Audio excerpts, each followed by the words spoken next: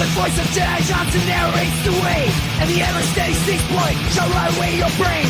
Bad to your bones, Lucifer has picked up for days on days, and the great Darkovers global vets have bad writing to slay. We are all damage of damage. We are all damage of damage. We are all damage. The qualified, we are prepared. Hello and welcome to another brand new episode of The Qualified. I'm your cousin Jedi, also known as Jedi Johnson 22, joined as always by the great Dom Tober, the always steady Styx boy 73, and the architect joesduelin, and our special guest, we cannot believe we got him, the great Bill McKay is here with us. Wow. Look at us. We are excited. Look at us. We're big time YouTubers now. We're all grown up. Look at us, guys. So welcome, Bill. We're so happy that you're here. We are definitely happy to have you here today. Bill, I don't just in addition to welcome, we know it's you had a we don't ask you to go into it if you don't want to. You've had a rough couple of weeks, so we especially thank you for being here and kind of toughen it out, because hasn't been a great 2026 for you so far. So thank you. We're happy to hear that you're on the mend and gutting it out with us this evening. So thank you so much, and we look forward to I am pretty talking weak. to you. And we've been talking for 20 minutes, and I can already feel like I am drained, but I will soldier on. Well, no, the conversation was awesome. It's just that I lost 24 pounds in 2 weeks, and I am just trying to get my energy back, and it is rough. Well, we've been talking your ear off for the past 30 minutes in the green room backstage too, so that didn't help. So we won't beat around the bush. We'll get right to it. We're going to go through some covers. We're going to ask you some questions. Feel free to tell us anything that you want. And Joe's going to drive this train because Joe knows what's going on. I would have to say my first question is always kind of what drew you into working in the comics medium as an artist. What is that where you kind of gravitated to first? Or is that something you kind of fell into later in a career? That is all I ever wanted to do. That's what I did in school.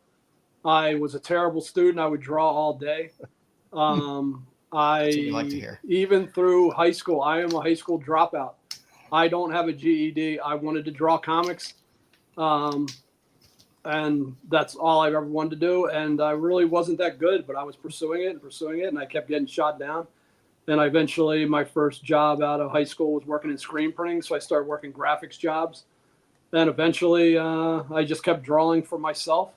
Then in 2010, somebody introduced me to DeviantArt, which was kind of dying at the time. It was kind of the end of DeviantArt, but it was the inspiration that I could draw what I wanted to, post it online, and people could see it instantly. And when I did that, it just was inspiring. And somebody saw me on DeviantArt, and I got a job working on a book called Zombies versus Cheerleaders for Moonstone in 2010. So there it is. That was my lucky break, was just being in the right place at the right time. And I won't lie, in 2010, I was 40 years old. And I feel like, and even looking at these are pretty brutal. I'm not going to. I love them. I love this whole series, so it makes me happy. I'm not going to tell you that it's good, but somebody gave me a break in 2010, and just that was like, I have a comic now. Now I can do conventions. And it led me to the people that I met later, which was Jason Martin, who was the original publisher of Zombie Tramp, and then Dan Mendoza. And then working on Zombie Tramp was the big break that kind of opened me up to a larger audience. Yeah, that's the one thing we've always kind of talked about on this show, because there's always part of the comic community that kind of like will occasionally trash either more adult books more adult themed books, things like that. And I always try to point out that's where a lot of people get their foot in the door initially. And some build an amazing career there. Some, move on to the big boys and do that mainstream stuff. But it seems to always be a really great place for people to be able to get their foot in the door. Yeah, so with Zombies versus Cheerleaders, it was somebody told me so they didn't reach out to me. Somebody mentioned they had a contest that if you did a pinup, they would publish it. So I did a pinup, and then they got it, and they said, we want to use this for a cover. Can you do another pinup? Because I saw I've now going back to drawing the boobs and the gore. That's just what I do. That's what I've always done. That's what I wanted to do. So I was like, if I don't apply for Zombies versus Cheerleaders, how can I continue even thinking of getting a career? Yeah. It just seemed like it was perfect for me. So I followed that with gore and boobs, and my own book is gore. And it's just, that's what is fun to me. I've never applied at Marvel. I've never had a portfolio review with Marvel. I've never considered working for Marvel or DC. I do what I love to do, and that is boobs and gore, and in a fun bubblegum way, I hope. Yeah, and I love it. Bill, let me tell you something. You got Jedi and Job that drool every week when it comes to these books. And you're making me blow through my retirement, Bill. That's what I'm to say. But basically, you love zombies and you love. I do. I love zombies. I love vampires. I love gore. I love all that stuff. That is the stuff I love reading. We're all 16-year-old boys at heart. Dawn of the Dead was a big one, but for me, I think my biggest influence is Return of the Living Dead, because it had the gore, it had the comedy, it was just it had that soundtrack. Who is your theme song? Your punk theme song? Oh, that's the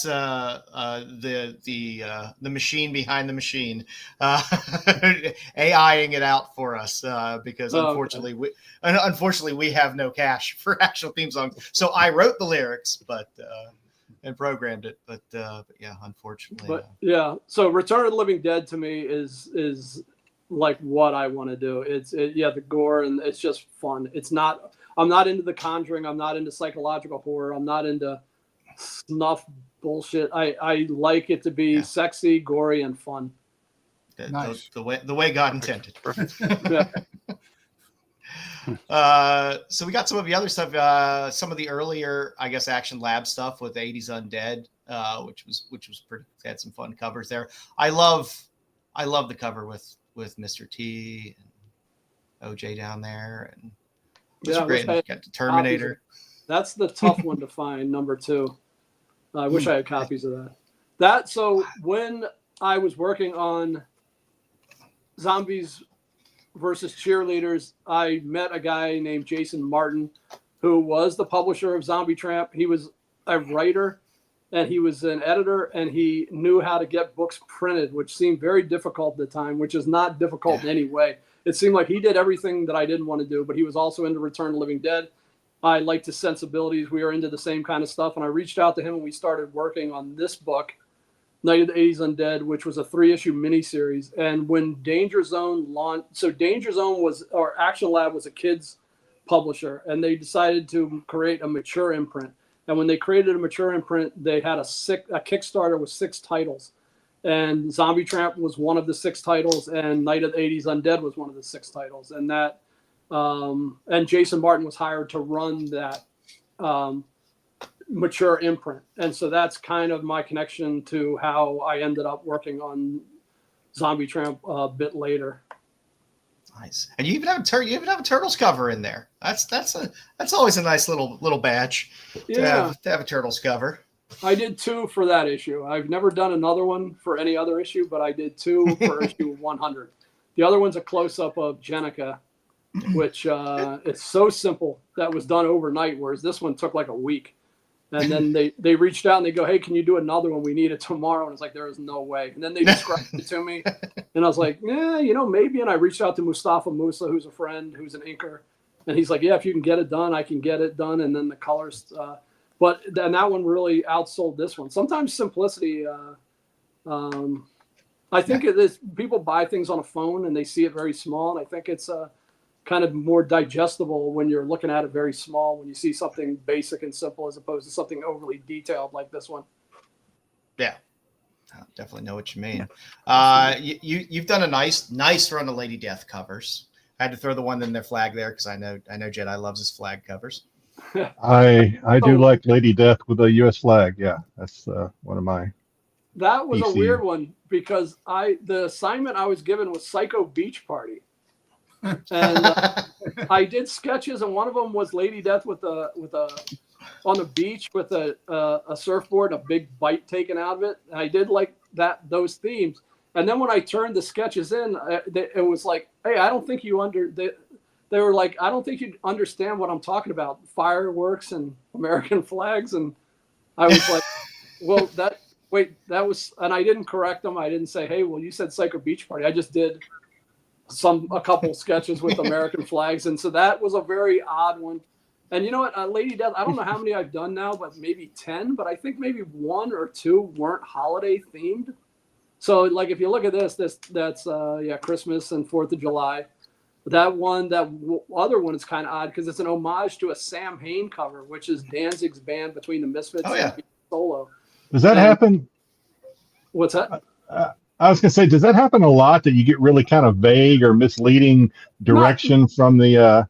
No, that was the only time that it was completely like odd. And I'm sure if I said, well, wait a second, what was like? I just was like, you know what? Let me just do something else. So the one there that I'm most proud of is the one on the far left where she's giving the finger, because that one was called just FTW, I think, which stood for F the world.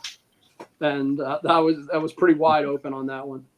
But the holiday one, I also did a St. Patrick's Day. I did see the St. Patty's Day one. Unfortunately, the only cover I could grab of that was the naughty version.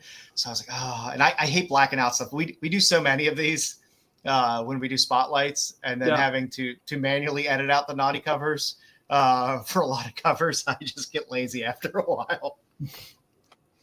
But I did love that one. It was the last ones I did a 3-cover Halloween set for not last Halloween, but the previous Halloween, which are Hell Witch, a Lady Death, and a Lady Satanus, and I was really proud of those 3. And I hope they sold that Lady Satanus. That all those covers in that Lady Satanus issue were fantastic. There's Perillo in there. It was gorgeous too. And again, some zombie tramp adjacent stuff. You've done a handful of Ant Blades, Dollface, and Danger Doll Squad as well. Just kind of, I guess, being able to work in that universe. Yeah, this was out a little bit. This was the stuff that early Action Lab stuff. Vamp Blade was Jason Martin's book. Dollface was created by Dan and the CEO of Action Lab. And then they tried to bring them all together, which kind of didn't really work too well. But that was like the Danger Doll universe, which Dan would tell you it's the Zombie Tramp universe, not the Danger Doll universe. There was, and I agree with them. And they kind of tried to shoehorn the characters into the Zombie Tramp world, and it just kind of this was a very fun time for me, a very fun era. I did a lot of those covers, but they're not the ones that stick with me the most. Kind of like Dynamite when they try to cram Red Sonja and Vampirella and all the other characters from Dynamite into a single book. Well, those are kind of iconic characters. Yeah. Yeah. They don't always go together. Yeah. You've done Black Betty as well. I love that series. Yeah, Black Betty was created by Sean Gabarin, who was the editor-in-chief at Action Lab, who's still a friend, and he is bringing Black Betty back, and I have a completed cover that I'm pretty proud of that will be on a Black Betty Kickstarter coming up sometime this year, I believe. Yeah, you've done some work with Mirka on Unnatural. 7 covers for Mirka. I did 6 Unnatural covers, and I did 1 Unsacred cover.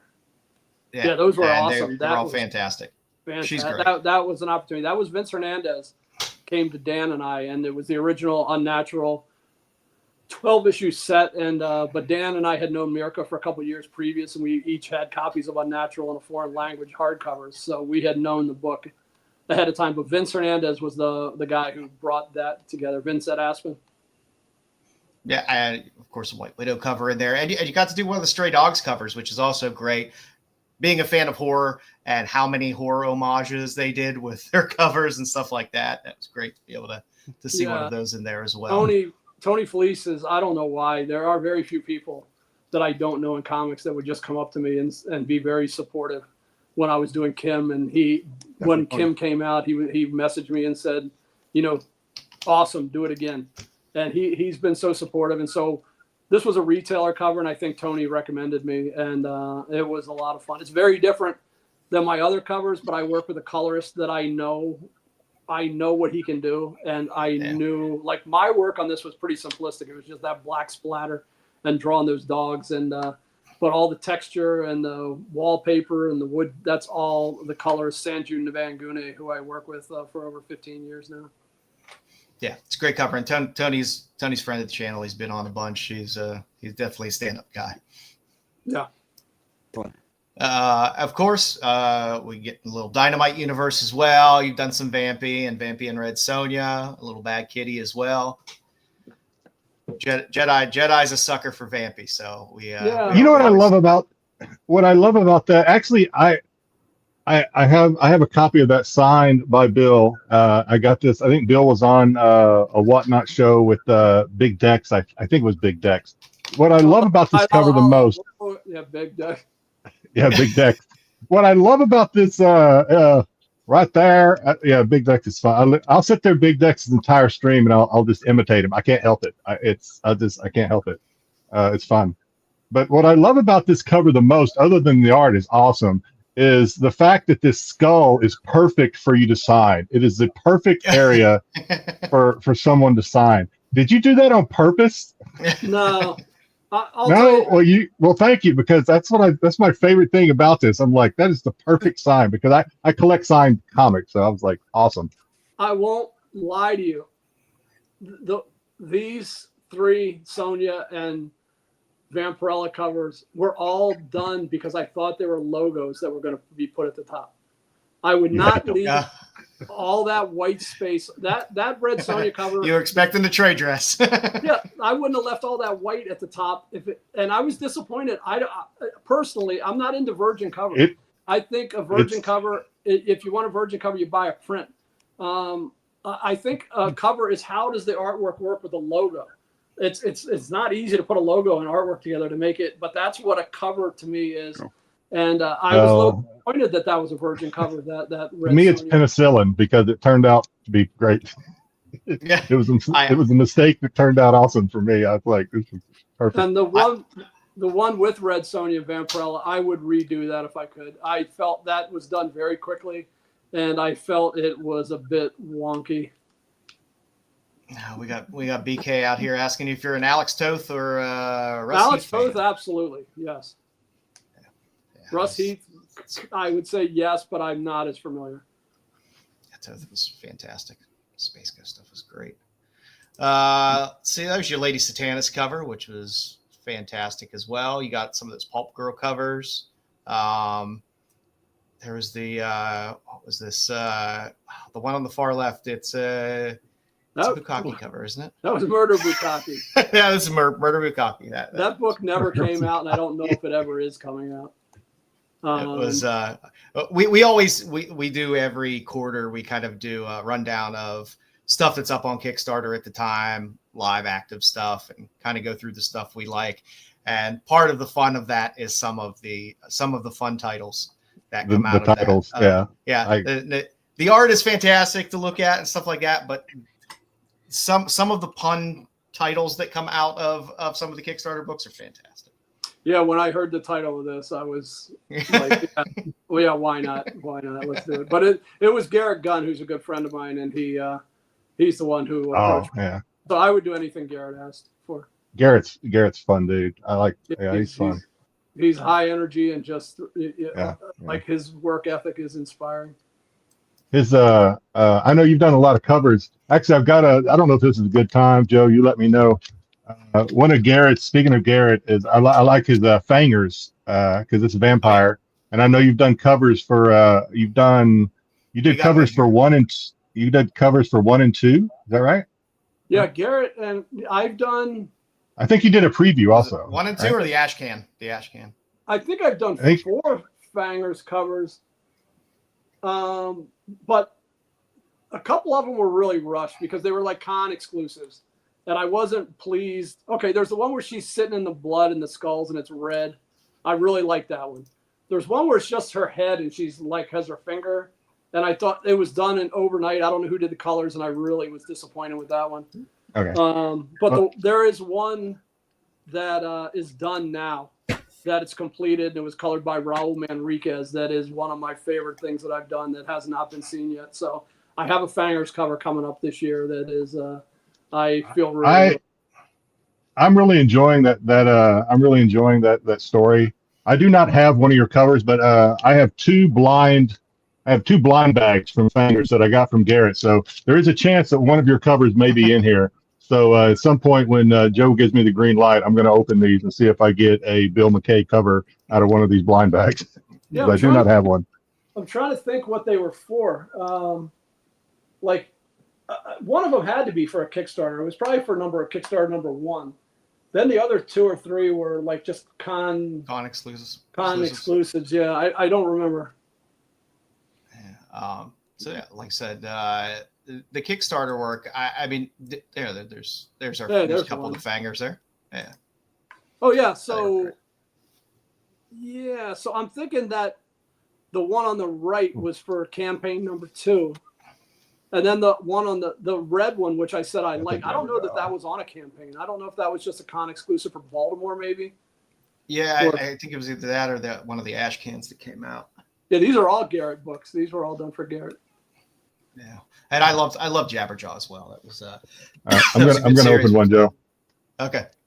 I'm gonna open one. We're gonna see what I get. Crank it. See what we get. Yeah, Jabberjaw you guys was on the campaign. I was not feeling those colors though on that cover.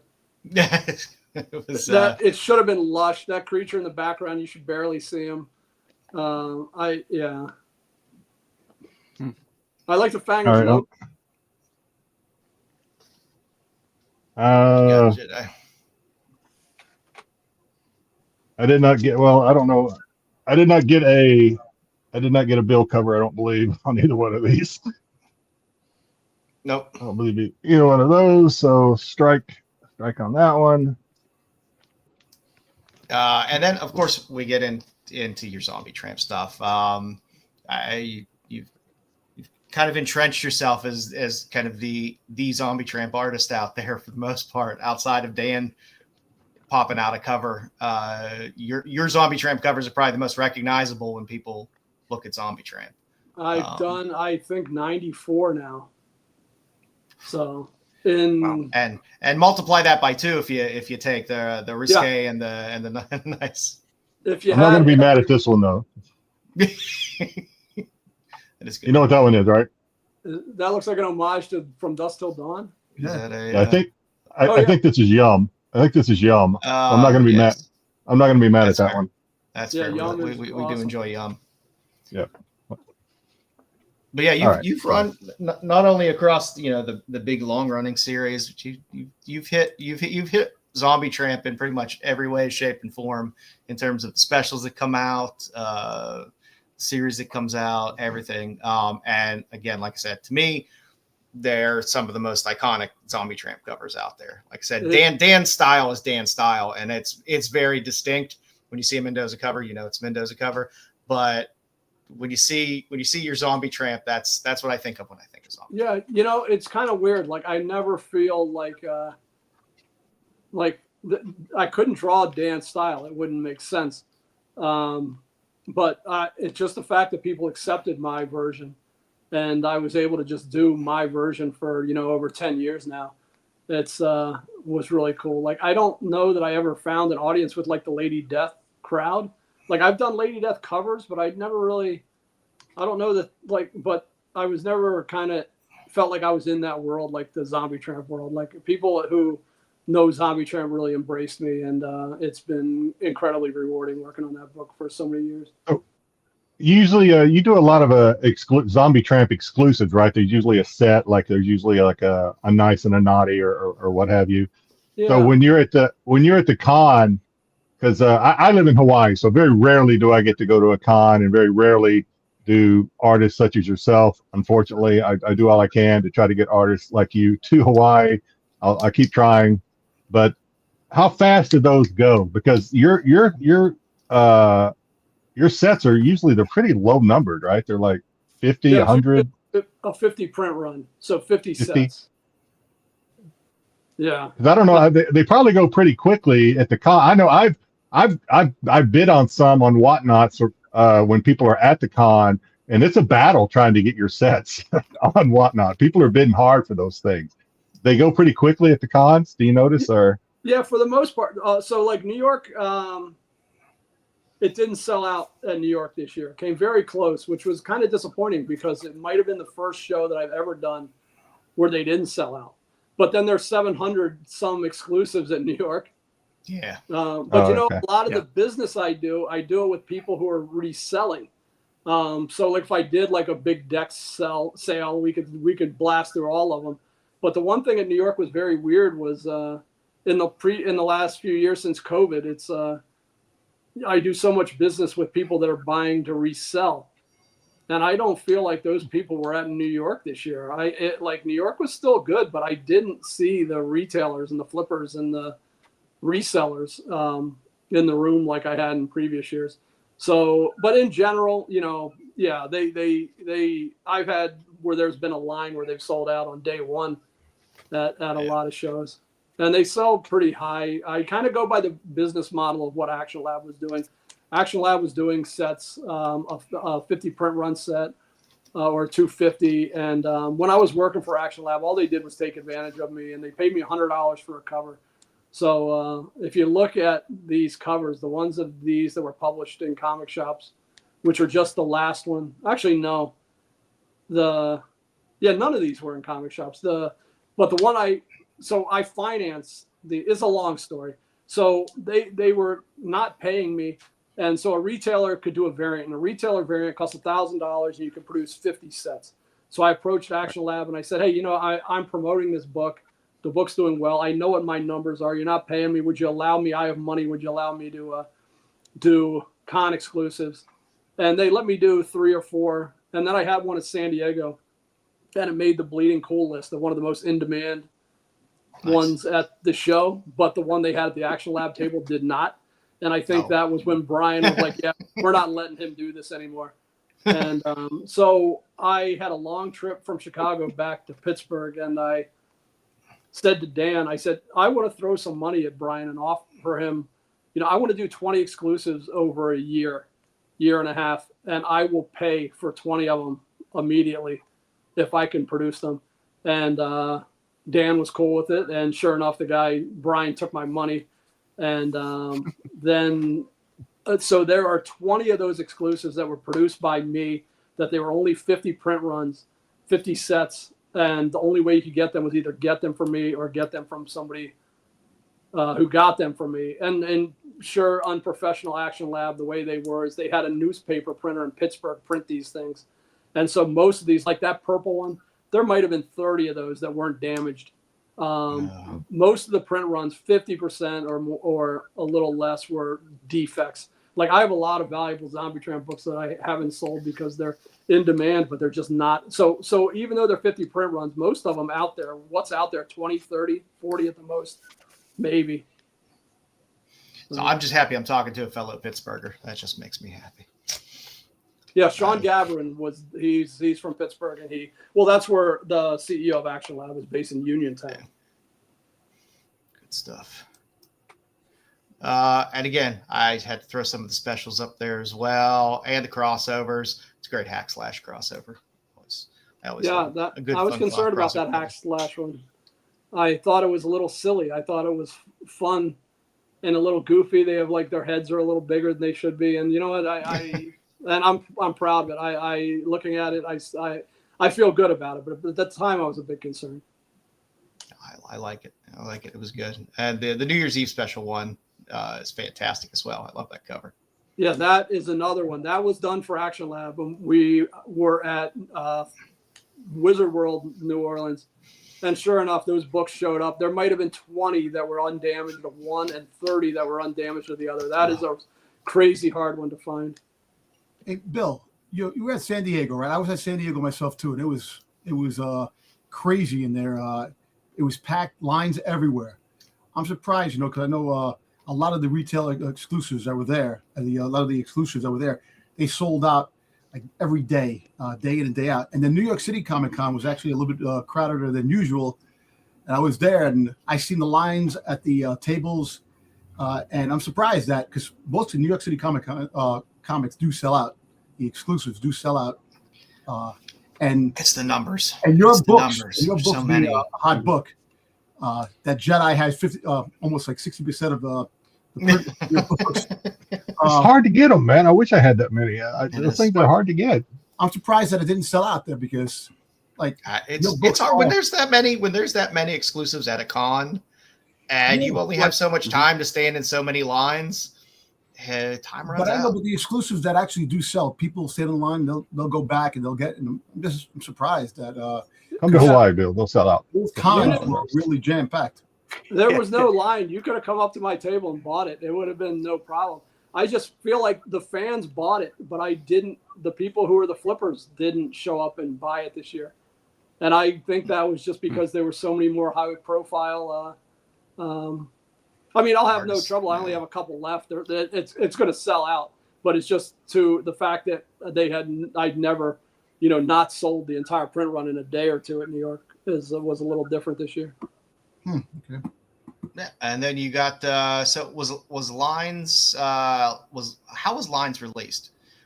Lines originally was a book that I made when I was working for Action Lab, where it was a handmade book that was magazine size. I printed it myself, I stapled it myself, I folded it myself, I cut it, and I made one of one. So I could make, like, say that first cover, I could make her in the blue jacket and print one, and then I can change the jacket to orange and I can print one, and then I can change the jacket to green.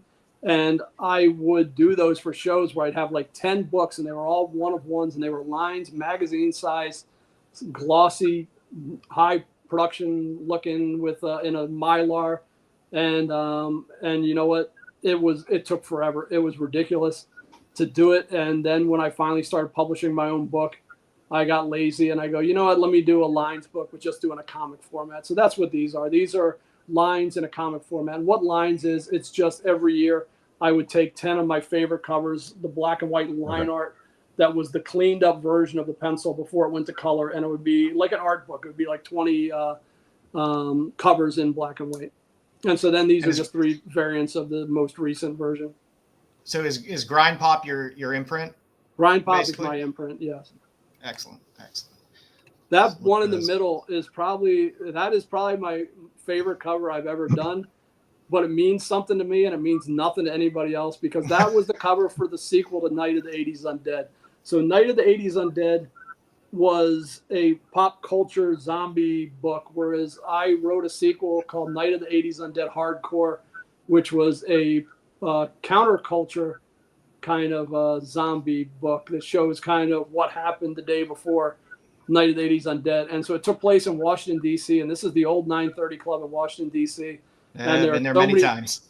There are so many Easter eggs in this thing, and it was colored by Ulla Moss. And then Action Lab had the rights to it, and so it's a book that never got made, and I used that artwork for a cover on this one, and it did poorly. It was one of the ones, like that first one with her with the gun and the bubble jacket, that sold 3 versions of that. I sold them all.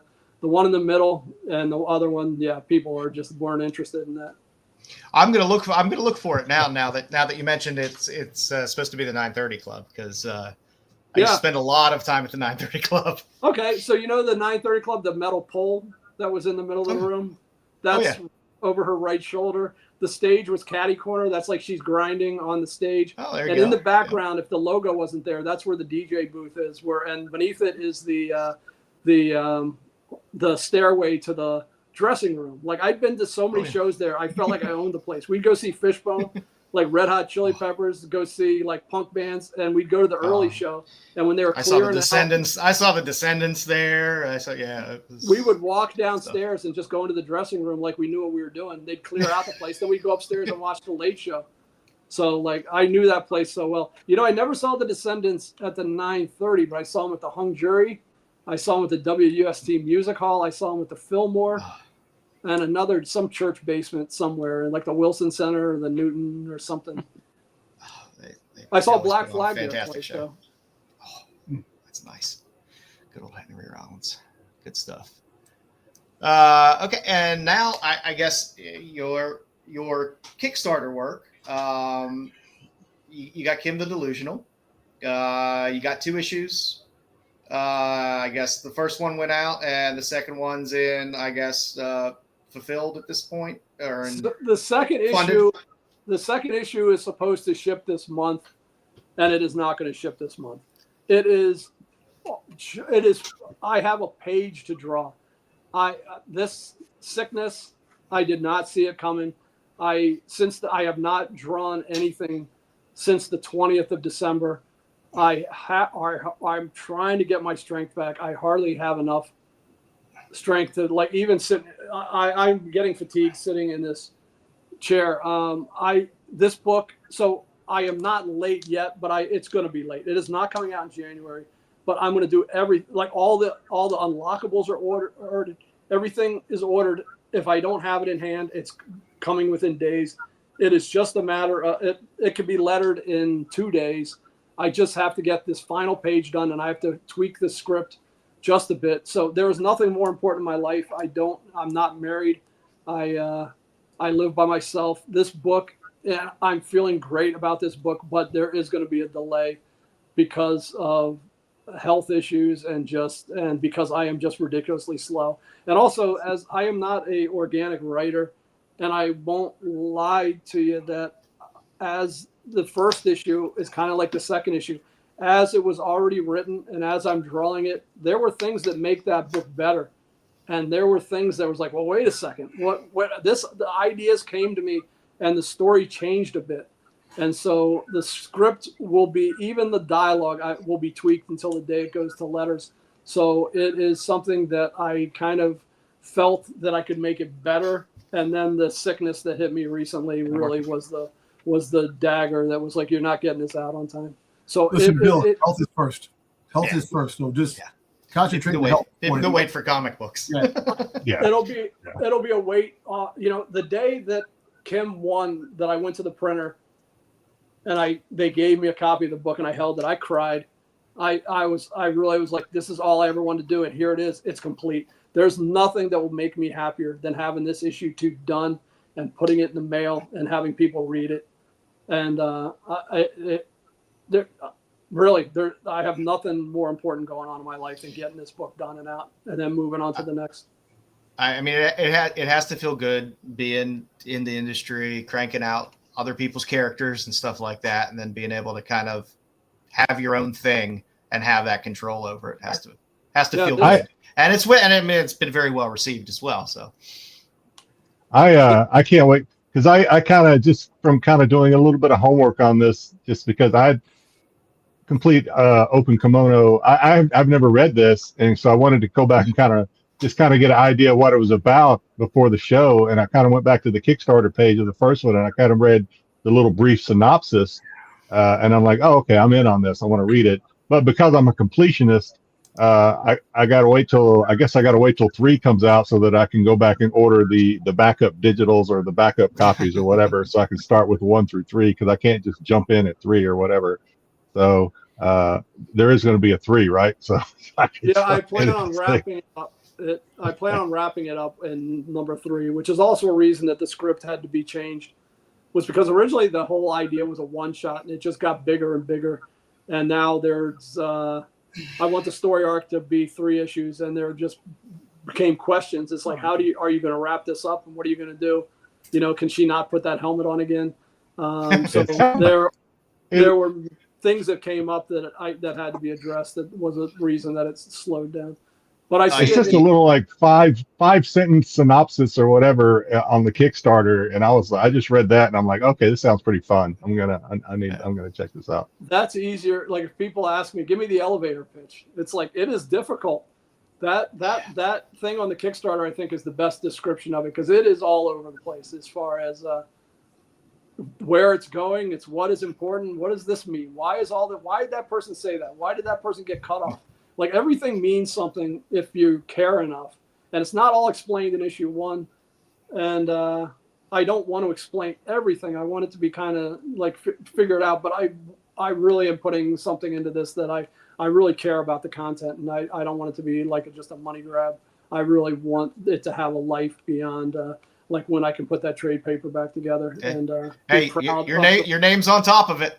Yeah, it's Bill McKay's Kim the Delusional. This is what I feel like my career has been leading up to. That's great, and all your covers on that first issue were fantastic. It was just a killer set of covers. But then in two, you brought out the big guns in two. I think you got some quite talented people come in and throw some covers in here in issue 2 as well. I know you had mentioned backstage. You know, Art Adams is one of your one person that you look up to, and had that there. That one, I've known Art for 8 years, but I'm always nervous around him. I shake around him. I don't shake around him anymore. And for issue number 2, I had to go big. And most of the people on 1 and 2, luckily, that's a great thing about working in the comic business is like I have so many friends. So most of these people are people I know, and they're friends or people I've worked with. But Art was the guy that I was like I wanted to approach him about a cover, and I was so nervous. And I approached him in San Francisco, and he told me that he could do a cover, but he was under contract for 2 years with Marvel. And my first thought was, well, put me on the list. I'm in this for the long run, 2 years. Yeah. But then I had the idea, because that was a commission. If you look at that cover, that's a commission he did for me, which he gave me an insanely fair price on it. And I know that a lot of those bust covers of his were made from commissions. So many of those, just bust covers, they weren't. Yeah. And so I said to him, this may be unethical. Please stop me if it's not. But he knew where I was going. And he said, get it colored, $500.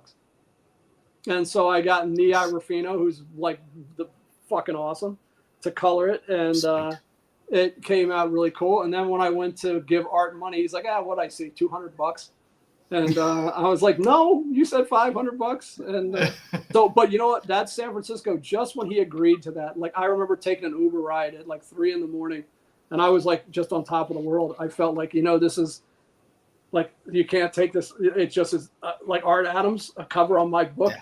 He is my absolute number 1 all-time favorite, and it's just such an honor. And he's been so fucking cool about it. And it's been the cover. I don't know if it still is, but it was the cover in the Fans of Art Adams group for months. And I woke up this morning on my Facebook feed. Somebody questioned, "Hey, when's Kim the Delusional coming out?" And I had to mention my health issues and that it will be coming out very soon. And people were supportive, and so that's a career achievement right there. But you had Meriglio, you had Lyrics in there, you had Kendrick Lim in there, you even got a Mendoza in there. It was great stuff. Lyrics was on issue 1.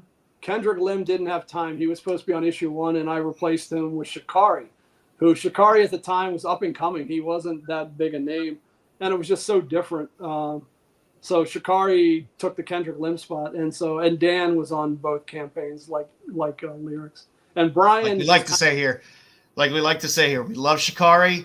Needs to work on the nipples a little more. Shikari, I won't tell you that he wasn't a little difficult to work with, but he wasn't nearly as expensive as he is nowadays, and the cover did well. He's got quite the fan base now. He's grown. Oh yes. You got some Zerdy in there as well. It was a lot of great artists racked into Dragax in there as well. All kinds of good stuff. Yeah, these are all people I know. And Drax one is if you saw that zoomed up, like the face and the detail in it, it is. Oh, it's awesome. It's insane. Like I need to print a version of that that's just from the waist to the horns. I mean, I normally like his work a lot, but this one was it was great. Sometimes they're overly complicated. I'm a fan of all his stuff, but the simplicity of this one makes me very happy. He's done 4 Kim covers. He did a cover for issue number 1. He did issue 2. and he did 2 New York exclusives, and one of them is the one that everybody's looking for. The first one he ever did is like kind of like Dr. Strangelove, where she's riding a bomb. Everyone loves riding bomb covers. Yeah, That's just as a heads up. That is always a trope that will sell books. And I wish I had like blowing bubbles and lollipops. Yep. But I will never reprint anything. It's definitely good stuff. You got Simon Bisley did a cover. You just as I was going through it.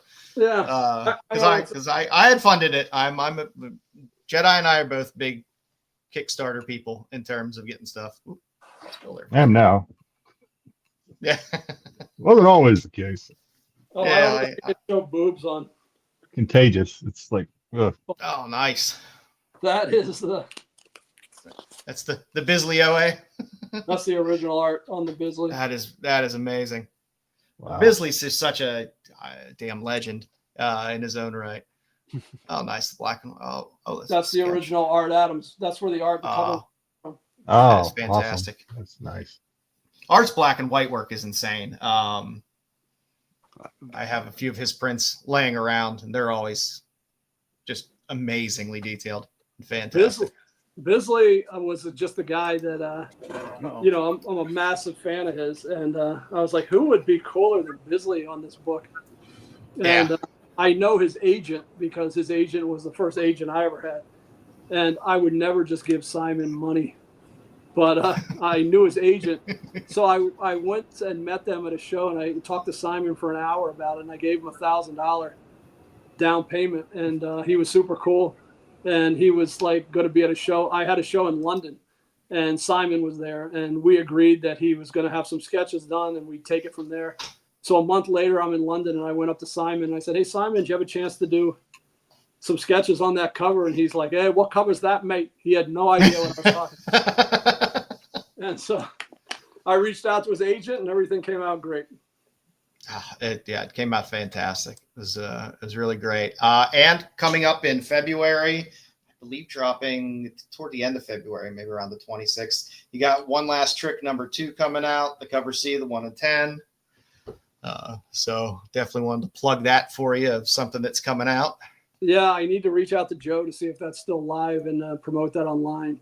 Because I was telling you, he reached out to me and I was in the hospital and I was like on heavy meds. And he said, "Can you share this?" And I was like, "I will try." Yeah, I'll try. And I forgot all about it because at the time, I could barely put sentences together. I was typing and retyping. I was out of it when he mentioned it. So I need to see if this is if I can still on track. Because it's the first book that I've had that's actually going through comic book shops since probably Robin Hood Vigilante #5, which was a Zenescope. Oh, a little Zenescope.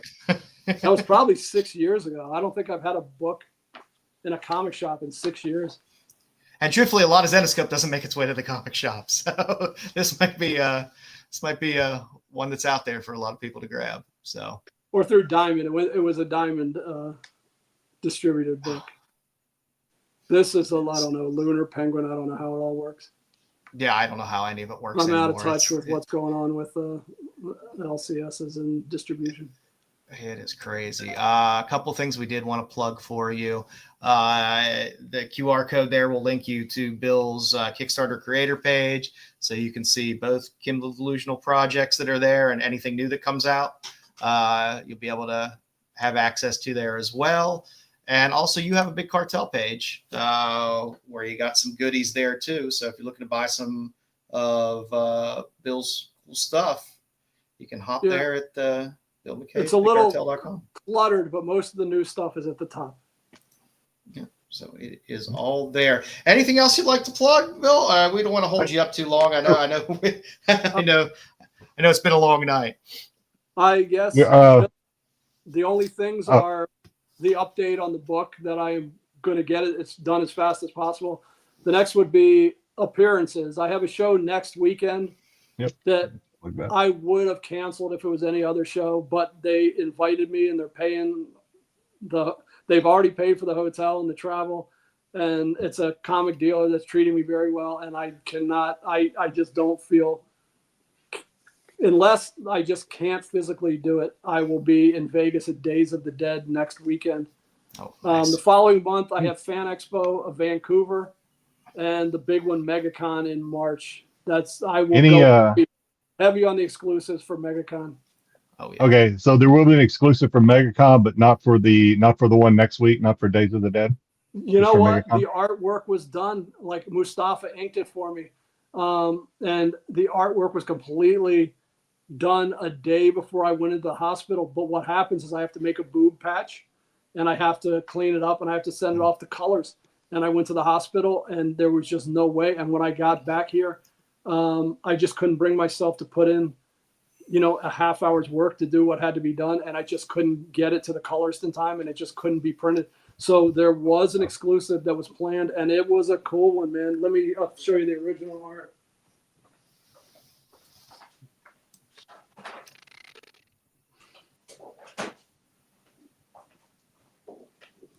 So it looked like this. Oh, nice. Oh, cool. But now it's just going to have to be for probably it would be MegaCon now. If you Okay. want to put a patch, Well, it looks like that. Yep. I don't know if you could show just. There we go. Can see that. We Just don't mind. We two don't mind. balloons. That's that's all right. Yeah, it's 2 Yeah. balloons. It's fine. But They're disconnected. that's going to be a strong one. Yeah, that'll be There nice. will be something for Vancouver. I just haven't figured that out yet. I still have a month to do that.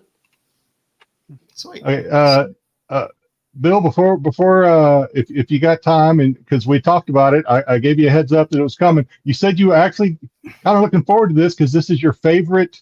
I don't put words in your mouth, but you said it's one of your favorite game shows from back in the day, and our viewers like it because sometimes it goes off the rails. I don't know where Dom went because he's usually the one that takes it off the rails. We are going to play a little get to know you game based on that was 70s, right? Game show, Yeah, 70s. the qualified match game. So, gentlemen, of course, Bill is going to be the contestant. We are going to be the panelist. We're going to go through some questions, fill in the blank questions. We are going to write down what we think Bill's answer is going to be to these questions. Does anybody know where Dom went? No, his Okay. mic was kind of loud. So Okay, it's acting up. Okay. So we will get started. I kind of got an advantage because I kind of wrote the questions with the help of my buddy ChatGPT. Styx is arch enemy. Yeah, Styx. You need to give it the time, Styx. They're already holding our hands, so pretty soon they're gonna be leaving. As the oldest fart here, I'm going to say no. All right, first question. Are you ready? Are you ready, Bill? By the way, Yeah. everybody ready? All right. Ready. So Joe is going to play, but Joe is the most honest one on the panel. However high a bar that is. He is going to keep score. He is going to decide. He's going to be the one that decides any close calls, what's close enough, what gets a half a point, that kind of thing. And we're going to see. We're going to see who wins. It was pretty. Yeah, that's all. Yeah. All right. First question.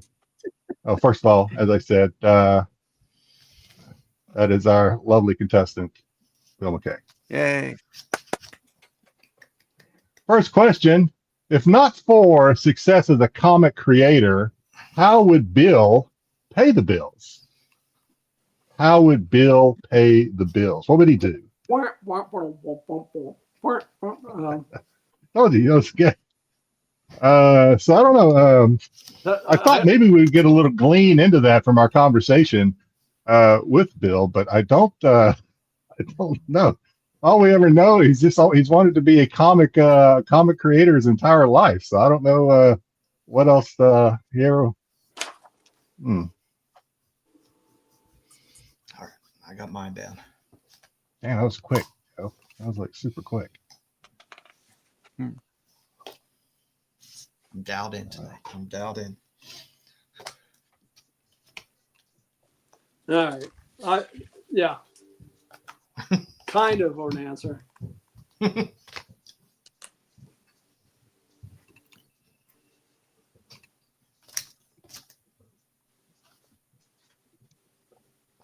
Okay, I got mine. Styx, are you got? You have yours? Yeah, I'm just Yeah, dot my yeah. eyes. All right. So I believe so. I think Bill may be the only one. I don't know. We had Mark Spears on played this game before with us. I don't know if did Mark ever play the game before? Bill may be the only one we've ever had on here that's ever actually played the game or watched the game before. So I believe knew what it was, I believe you knew what it was. I believe Bill shows his Bill shows his answer first, and then we all show ours. Right? That's how it works. See how close we got. Yeah, see how close we get. So Show my answer. all right. Yep. Show us your answer, Bill, and we're going to see who gets the closest, or maybe somebody nails it. We'll see. Truthfully, if my career ended right now, I have no fucking idea what I would do. I have no idea. But I can tell you this: if it wasn't for comics, if it wasn't that driving me, if that's not what I've always wanted to do, I am a drummer, and I would have played in a band. I would have been a musician. That didn't come up at all in our conversation, Bill. Damn it. Yeah, we talked about the 930 Club a bit. Yeah, that's right. That's right. You and him went down that. Okay. All right. No, that's music, fair. That's fair. Comic books, and I don't have it to be a hockey player, but punk rock, comic books, and hockey are my categories. I could talk about them all day. Boobies. And I was thinking the 930 Club, and I was thinking, you know what? Who said that? That'd be Tyson. It's Tyson. I knew it's Tyson. I knew it. I was always jealous of the people that worked at the 930 Club because they were there every night. So I actually chose bouncer. Oh, yeah. Because the people that work the door there, whatever, I'd see them every night and be like, I was always so jealous because like you get to sit here every night and see all the shows. The most memorable night at the 930 Club. So I don't know if you ever heard of them, but I'm pretty old and I'm into punk rock and metal. And when I was a kid, Wendy O. Williams and the Plasmatics were like this band. And Wendy O. had a big white mohawk and she wore electrical tape on her boobs and they would cut a chainsaw in half, a guitar with a chainsaw in half during live shows. And they played at the 930 Club. And Wendy O., she put the guitar right in my hand after they cut it in half. And I was trying to protect it, and people were punching me, trying to steal the guitar. And I got kicked out by the bouncers. They dragged me out of the place and threw me out the front door. And all I was doing was protecting the guitar that the band put right in my hands. So I know those bouncers. I remember them. Oh yeah, I remember seeing Pussy Galore there, and them blowing fire on stage. It was fantastic. It's good stuff. All right, Styx, what you got? Styx, what did you say? Not sure. I know the Pittsburgh got brought up a couple times and things like that. So the one thing that popped in my head that the only thing you can do in Pittsburgh other than working a steel mill is be a professional Pittsburgh pro team fan. Pro team. No, we pick. You guys have to Pittsburgh. Yeah, y'all have to pay your fans in Pittsburgh. You lean Pirates, Penguins, or Steelers. There's no team I despise more than the Pittsburgh Penguins. Yeah, I'm from Washington D.C. And that's where I live now, Bill. I've lived down in this area. Well, I'm out near the Virginia line in Northern Virginia, out near West Virginia now. But I lived in Alexandria for like 17 years, so yeah, I was a hop, skip, and jump down there. I say DC because I don't want people confusing Maryland with Baltimore, but I'm Southern Maryland. I was born in Cheverly, and I lived in Hyattsville, Largo, all around Southern Maryland. I was just in Washington D.C. Don't feel bad. I married a woman from La Plata, so. Oh, I lived in La Plata. Don't tell him why, Dom. Don't tell him why. He's a Steeler fan. Don't tell him why. Cowboys and Commanders. I went to go see on Christmas Day with my wife. And we like Washington. We go to Washington all the time. Yeah, I grew up a mile from that stadium. It's not FedEx Field, whatever it is. That's where I grew up, right? Down there in Landover? Yeah, and it was in Mitchellville or Largo, right next door. I worked for close to 10 years in Suitland, so. Oh, my father, that's where my father worked. My father retired working for the Census Bureau in Suitland. And that's where I worked. Oh, awesome. Small world. So for me, I don't know. I just figured I would go with kind of what Bill does in his comic career. I said that if he wasn't drawing them, if he wasn't drawing them big, he'd be making them big. I said he would be a plastic surgeon, specialty boobs. There you I don't have a high school diploma. There's no way I'd be go. going to medical school. There's a lot of back alleys, Bill. There's a lot of back alleys. Operating out of the back of his car. Love Dr. Nix out there. All right. We'll go to the next one. So 0 points for anybody. I heard Dom say boobs too, so we'll give him 0 points for anybody on that one. No, man, maybe a used car salesman. I think that could have been something out there in Pittsburgh. No. All right. Next question. After 3 days at a Comic-Con, Bill was so exhausted. He was so exhausted that he accidentally signed a blank with a blank. Bill was so tired at a Comic-Con after 3 days, he accidentally signed a blank with a blank.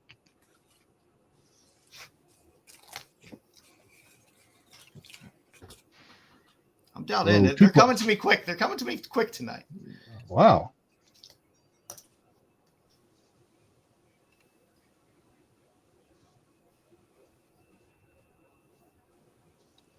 Oh, This one came to me a little quicker. Nobody's going to get this one because I don't know it.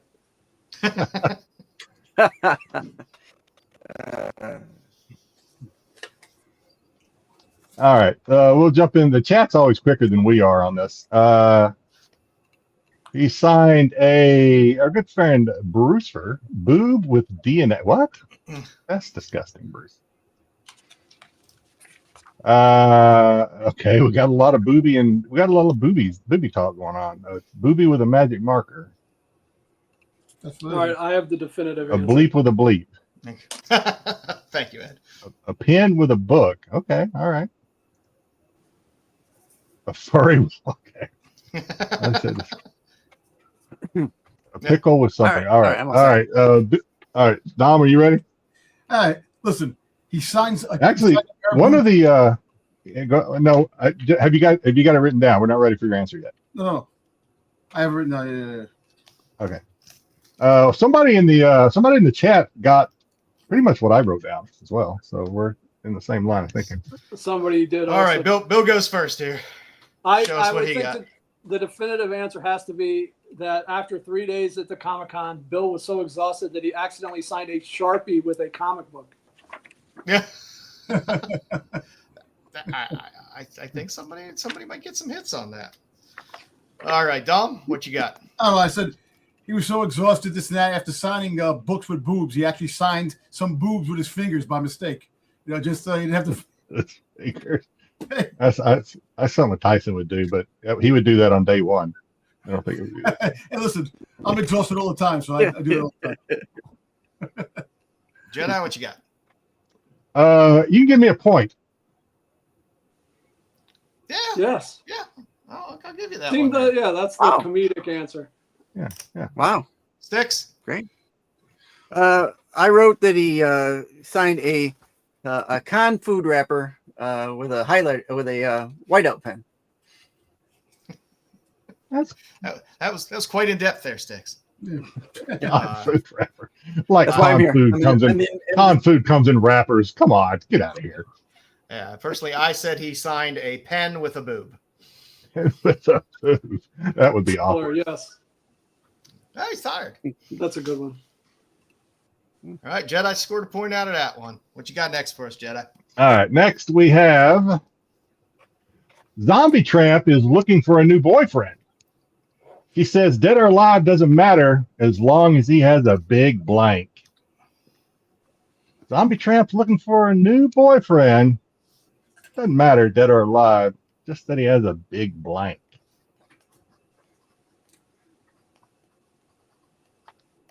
Man, they're just coming to me tonight. They're not right, but they're coming to me tonight. Mine was kind of quick too.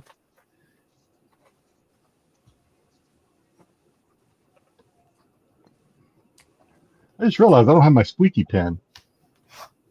I don't have my squeaky pen.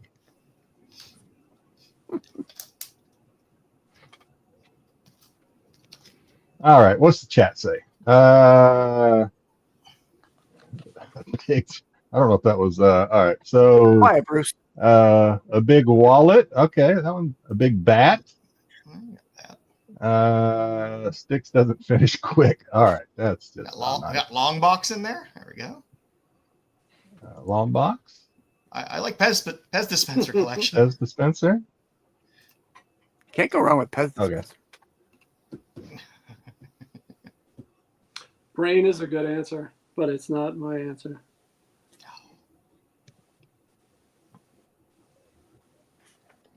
All right, Dom looks like he's done. So if Dom's done, that usually means we're done. All right, Bill, what you got? Yeah, Dom looks I very wish I had confident too, by brain. the way. Oh, you got Brain. you. Whoever said brain, that's the definitive answer, and I didn't get it. I said Necronomicon. Oh, solid. If you know Zombie Tramp, she has a Necronomicon, or a Book of the Dead. But brain is a much better answer. Yeah.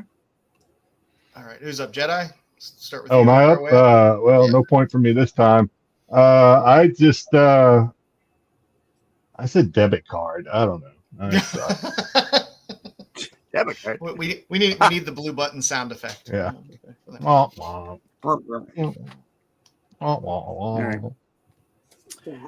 you got, Styx?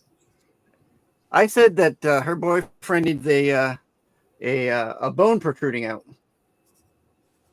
Nasty Okay. Sticks. It's nasty. That's about as dirty as Styx gets. So It is. That's the dirtiest thing I think I've ever heard Styx Styx say. I didn't say brain, but I did say a bag of brains. So he should have a big bag of brains, but no dice for me. Dom had a very confident look on his face, but now he just looks dejected. He doesn't look like it just doesn't That's look right. like What you got, Dom? I got.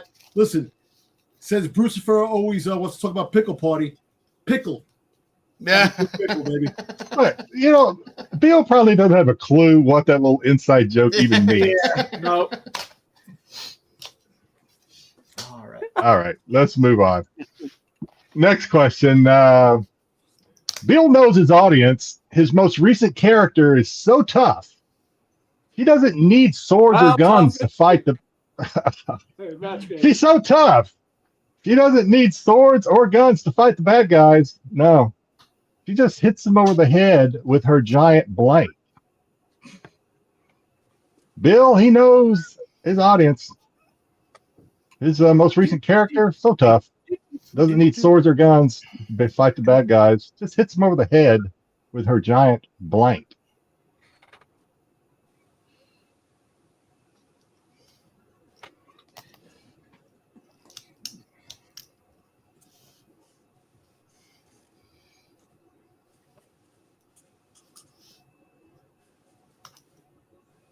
I thought I had a good one for this, and I can't remember it.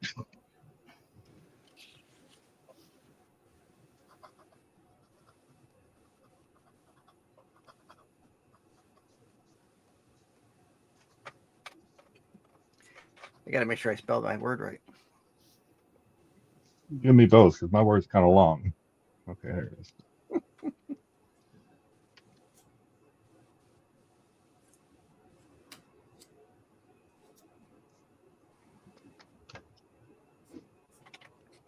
I may win this game 1-0, guys. That's all I'm saying. I think I may win 1-0. All right. It's gonna be 1-0.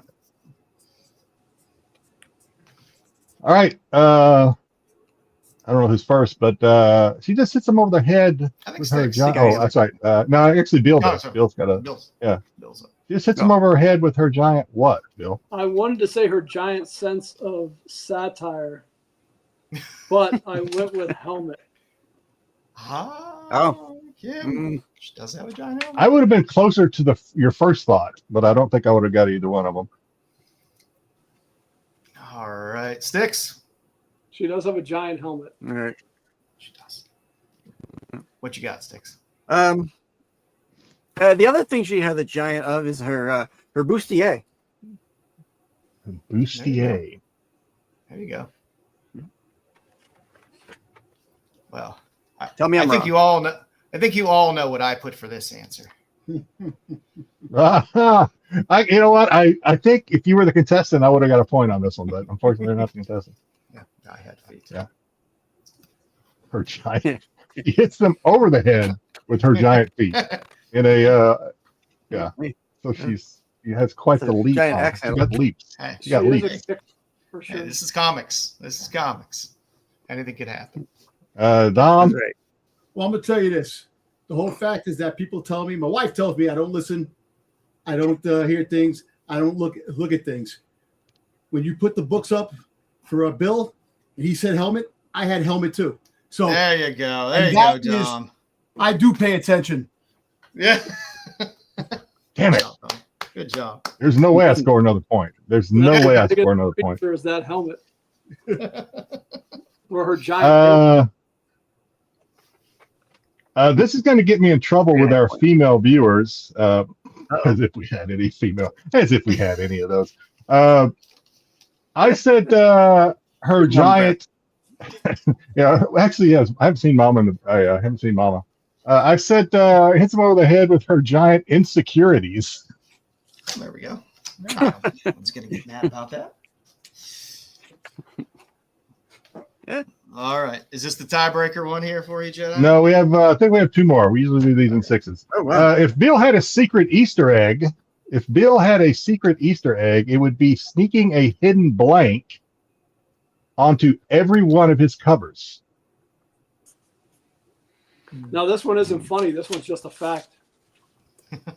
Oh, I know you have remarks that you do, but you actually do Easter eggs on all your covers too? I'll tell you, they're not on the Zombie Tramp covers, but there is a theme on almost all of my covers, and there were a lot of them. If you look, you know, Kim is on that cover, that Geektacular #1. Like she's hidden in that, but there are things. I didn't put them on Zombie Tramp because Dan created Zombie Tramp, and I don't want to inject my sensibilities. But if you look at a lot of my covers, there is a similar theme that's on almost all the Kim covers and on most of my random covers. Not on Red Sonja or Vampirella, but other indie stuff. If you look at the Zombies versus Cheerleaders, you'll see it on all of them, I think. Okay, so we've stumbled upon something that is. We're going to get a fact out of this one. We're going to get a true Easter egg. If Bill had an Easter egg, which he does, it would be sneaking a hidden blank onto his covers. Oh boy.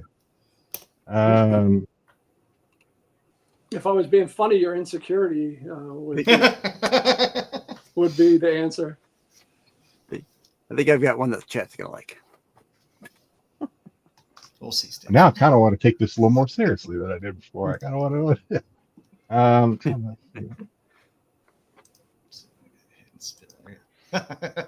I'm looking at some of his covers right now. Actually, I'm trying to see.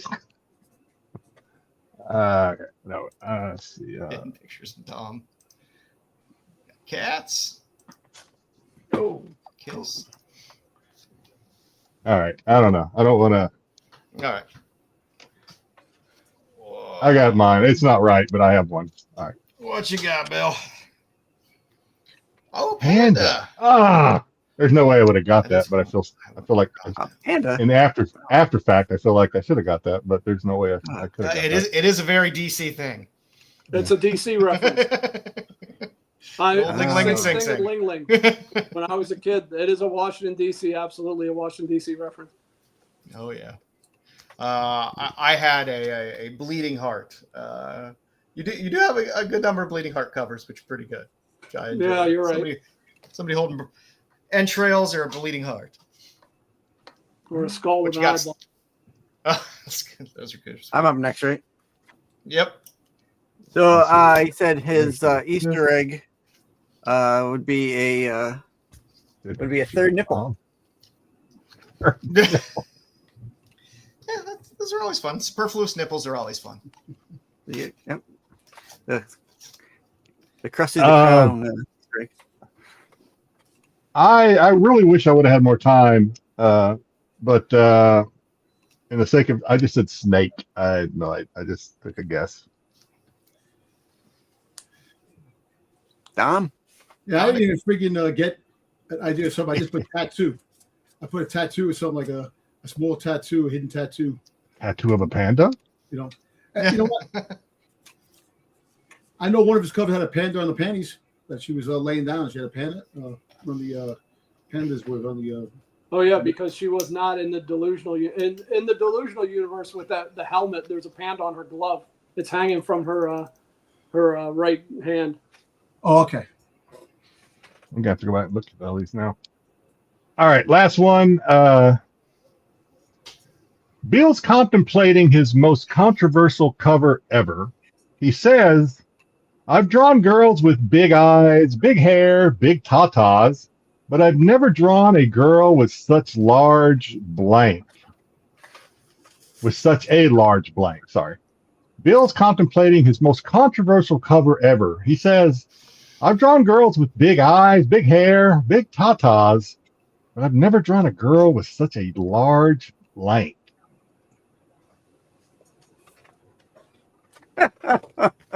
Okay. I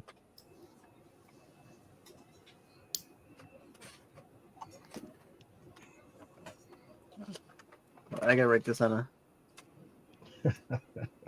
This is going to get me in trouble again with our one female viewer. or if Bill tells his female artist friends, I may never get Marissa Pope on this show.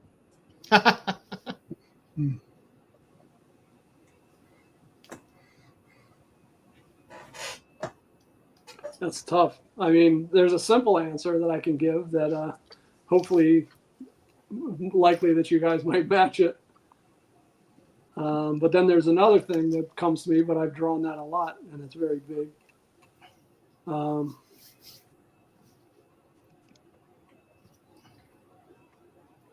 Monster truck.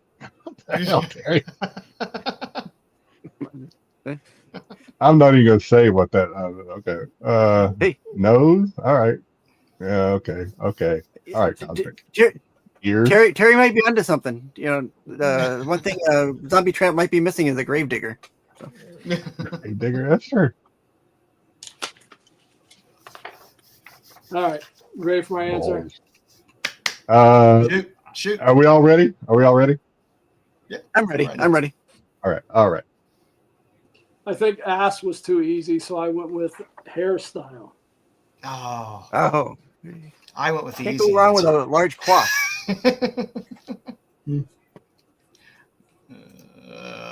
All right. Dom, what do you got? We'll work our way up. I put thighs plus ass. There you go. That's nice. Yeah. I almost went with ass just because I knew it would help somebody. Somebody would match it. Would it help me? Dom, you coward. Can't believe you, Dom. What? Can't believe me. What you got? Is it my turn? Is it my turn? Yep, it's your turn, Jedi. Yeah. Dom texted me and told me to say IQ. Yeah. That's a good one. Why are you listening to him? And then he backs out. No, I'm kidding. Yeah. 6. I said you draw her with a large set of teeth, i.e. rows, where we get to say close that mouth. Nice. I took the easy way out. I just said can. Yeah. So Can. Oh, yeah, that can. so that's what I went with. That was the easy answer. So Jedi, you and Dom tied this week. We tied. All right, I'll take it. Because usually I don't get anything right. Usually I don't win at all. And you're the biggest zombie tramp going. A fan. Go figure that one, huh? Well, Bill, I we appreciate. I may be the biggest Zombie Tramp fan on this panel, but I don't know what that's really. I don't know if that's saying anything. I think I've only read like the first 6 episodes, and then I had to move on to something else. I read Purgatory this week, but we'll get into that later. Well, we appreciate your time, Bill. We know you're still recovering. We don't want to hold you for too long. We appreciate you hanging out with us as long as you did. Get better. Thank you. Yeah, hang in there. Get better. You know what? When we talked for a half hour, then we went live. I was just like, how am I going to do this? And you know what? I appreciate it. It really, now we're So we're an hour and 48 minutes into the show, plus that, and I appreciate it. It's been inspiring. Just the communication and the interaction has. I'm not going to tell you I'm not exhausted, but I feel like this really was helpful getting on here and talking. And I'm glad. And kind We're glad. We had a great time. Hey, Bill, by chance, are you going to be in San Diego this year? No, I don't do San Diego anymore. It's just Okay. too expensive. Like Artist Alley, they give you a 3-foot table. If I go again, it will be in small press, and I will probably apply next year. So it's already too late for this year, and I had intended on applying now that I have my own book, that I could promote my book in small press. But if I go back, it would be in small press, but possibly 2027. It's What about just New York. I have not missed New York in 15 years. It is essential to me, New York, but you have to reapply every year. Yeah. Mm-hmm. Well, I'll come see you if you do come to New York. I'll come see you. I have something for you. I have a print that I made for you for the artwork, and then you gave me a list of the covers you had. That's you, right, Joe? No, that was Jedi, I believe. No. Have we met before? I don't. Have we so. met? Any of us met before? I don't think in person. No. Not me. Oh, I'm sorry. I wish. Okay. It would be nice. But There's another Joe. I'm stranded on an island. There's another Joe that I see at New York every year who bought original art from me. And I honestly was confusing him with you. I'm going to find that guy and just knock him out and take his OA because I love it. Having an OA collection is wonderful. Listen, you have a doppelganger at New York, Dom. I have doppelgangers everywhere. Where I live now, I've had 3 people randomly come up to me and beard. just start having conversations with me, thinking I was somebody else. I'm serious. Weird. Dom Tober, you have a doppelganger who bought original art from me at New York Comic Con, and he has a very similar accent. I really thought that you were him. All right. Listen, you know what? New York accent. Gets a lot of people. And you know what's funny? That must be Joe Tober. It was the real Vinny the Rod. So is your name Dominic? Dominic, yeah. Okay, yeah. I thought you were Joe. I'm not going to say the last name, but I honestly thought that's who you were. I thought you were somebody else. You know, it's funny you say that. This week I had about 2 people saying I look very familiar. And it's like I get that a lot. You know, it's just I don't know. Being on YouTube or just being New York City, I work for a hotel in Times Square, so I'm always running into people and stuff like that. So I kind of I see a lot of people. They probably recognize you from your rants on the subway. Dom carried your bags, probably. Again, Bill, if you ever want to come on, shoot the shit. You always have a place here if you like. Anything you want to promote, anything like that, anytime. Feel free. We would love for you to come on when you're feeling better to promote your next Kim Delusional Project 3 project, whatever it is. You want to come on just to chat before MegaCon, whatever you got exclusives. We love, we consider ourselves just a local barbershop, hanging out the barbershop, shooting shit. That's what we love to do. Yeah. So just come on, hang basically out, man. Anytime. Thank you so much for having me. I had a lot of fun, and I really, after you contact me and I watched the episode with the wrap up, I enjoyed it. So it's I appreciate you having me. Thank you. You know, thank you very much, Bill. Thank you, Bill. Get healthy, buddy. Rest up. We need more Bill McKay work in the world. We need you, buddy. Listen, I get a lot of people thinking I'm Johnny Sins from porn. Kind of that thing. No. Almost made it an Well, I'm hour sure. and a half in. Almost made it. All right. Thanks a lot, Bill. Take care, Bill. Have a great Take care. Have a good night. Thank you so much. Take care, buddy. You're welcome. Thank you. All right, boys. Let's get into the show. We got a show to do still. That was a good interview. We're really appreciative of Bill knowing all the health issues that he's had and stuff like that he could hang out with us as long as he did. Listen, freaking health is wealth, man. Freaking health, take care of your health, man. Too many people work so hard, they don't get time to sleep, and they'll do they don't get time to take care of themselves, and before you know it, they wind up working too hard and going to the hospital.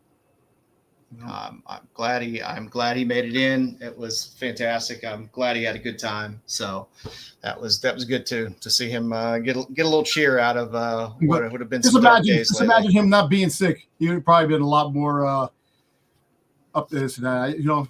I just like he's recovering. Yeah. But that was awesome. That was awesome that he came on and did that. It's awesome, man. So all right, let's get into the show. Who set that up? That was a pretty good. Hey, listen, my computer was crashing out. I started thinking I was Styx there for a second. Yeah, I was getting some background noise, so I had you muted for a little bit. Yeah. So let's get into the show. Let's do some quick pickups. How about that? Let's do it. I have very little this week, so I got a little big pot for you. Little showcase. Ooh, Inferior 5. Nice. Yes. A little classic Aquaman. Hey, Kingdom of Nerds, they feel sorry for you. That's why they watch you. So shut up. And I did pick these up. I've showed some of these, but I'm working on completing the Zoe Mercer set of Mutascope cards. So if you don't know what a Mutascope is, I will show you in a second. The old Mutascope machines were the old big reels of pictures that you would spin to kind of get a moving picture. Mutascope also made these cards, and there's probably about 150, 160 of them that were all for sale in little vending machines from Mutascope for a couple cents. So almost similar to like a Garriotype. Yep. But Zoe Moser is one of my favorite pinups artists, and there's some Earl Moran in there as well. So I'm working on completing that set. I think I even got a picture here somewhere of what the machine looked like. There we go. That's what those machines look like, by the way, just so you know. So for 2 cents, you could at the penny arcade, you can throw in a couple pennies and get some of the most amazing pinups, because Elfgren did a ton of these. There's just a lot of DeVos did a bunch of them. So they're a fun little collectible out there. And sometimes people don't know what they are, and they can kind of go for cheap. But are these going to be on the That's Not a Comic this week? No, they won't be on That's Not a Comic this week. Hey, listen, those have more sex than freaking Bruce. What do you got, Styx? So my niece and her boyfriend were in town during Christmas, and he was looking for something. So I was looking for something local for him. And of course, when I put in that I'm somewhere else, like all my usual things will pop up of what I usually look for. So I always go on. I look for Doctor Who, right? So they had a couple. A guy had a couple Doctor Who slabs out in Pittsburgh. Wouldn't ship them, so they were. And I couldn't pick them up. I couldn't pick them up. And thank God I didn't. Thank God I didn't that day, Styx, because I was going to try to pick them up on my way back to DC. And my son was car sick the whole time. So yeah, I heard. Yep, that was fine. Hey, you were with family. That's fine. So they went down and picked them up for me. So here's what I got. I've got a this is Doctor Who Prisoners of Time #6. This is the Colin Baker photo cover and a 9/8. Should have told the prick to hop in his TARDIS and bring him up to you. Yeah, right. Right? I don't know. Yeah, well, whatever. That was great. He gave me a good deal on him. Who doesn't ship anymore? Who doesn't ship? He's like, I'm not shipping. I'm like, well, that's all right. I'll figure something out. And then I got an issue 7, the Sylvester McCoy photo cover, and a 9/6. Nice. So for $25 a slab, I was happy. Nice. Sweet. So that's it. That's all I got this week. All my money went into this. What you got, Jedi? Well, I didn't know if we were going to do this, but okay, so here we go. So I was kind of on the small screen, but here's the when I open those bags. So I don't know who the artist is on this, but this is one of the fangers that I got out of the bag that I opened. Oh. Out of the blind bag. am I gonna set this shit? I do. I wish I knew who this was. This looks very familiar. Is this Lena Dye? I'm guessing. I don't know. I have to look see who that is. Maybe Lena Dye or something. I'm not sure. Same one on that one. This one I do know is Yum. Yes. That's a cool cover. These are the Bill McKays that you had. Well, Nice. I actually got these Joe. in. These are 1 and 4. These are actually it's a naughty one too. But I got these off of. Sorry, we got to see the real ones earlier. Yeah, these are the. I got these off the Garrett Gunn Whatnot stream. So these are Garrett Gunn's copies. Oh, nice. The foil copies Yeah. for Garrett Gunn's comps, I guess, that he's selling. Also, I got from Garrett Gunn. I got some Dravacus.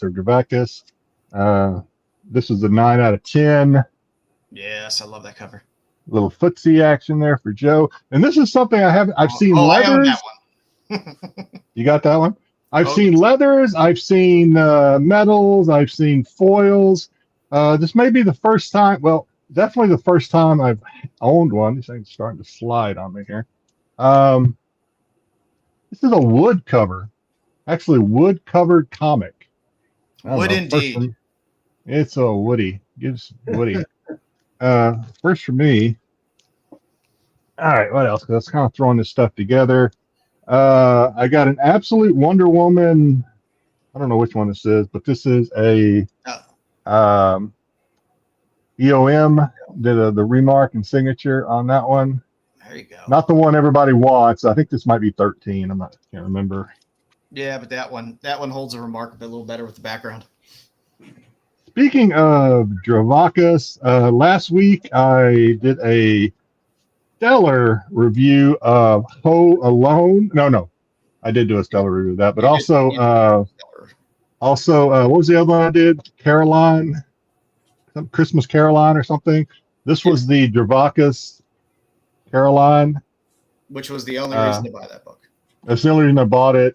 Actually, I got another. My Kickstarter hasn't come in yet. I got this from Garrett Gunn. Actually, make sure I did cover these up. But there's also the boobies and the everything's naughty list. And last thing I got, and I didn't get a chance to bring this up while Bill was on. I got this from Ali Garza. So this is an Ali Garza cover. It is signed by Bill because even though it's an Ali Garza cover, Bill's in the background. He's right. Nice. I'm trying to get the glare. Bill's right there. He sticks. So he did sign it. Yeah. So I actually picked that up off of one of Ali Garza's streams. That's all I got this week. I just threw it together in like 30 seconds. So that's it. What you got, Dom? All I know is Drew McIntyre, champion. Told you. Anyway. I see that. don't I know see what that. means. Yeah. No idea. Don't know what that means. I got a couple of books. Void Rivals. I actually like this cover. Nice. Pretty cool cover on this. We got this Amazing Spider-Man cover.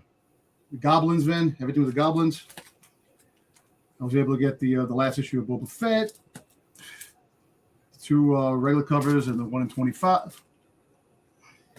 I got the 1 in 25 Amazing Spider-Man, Hobgoblin on cover. I missed out on the Amazing Spider-Man with Stitch that I wanted, but I got the Fantastic Four Stitch. There you go.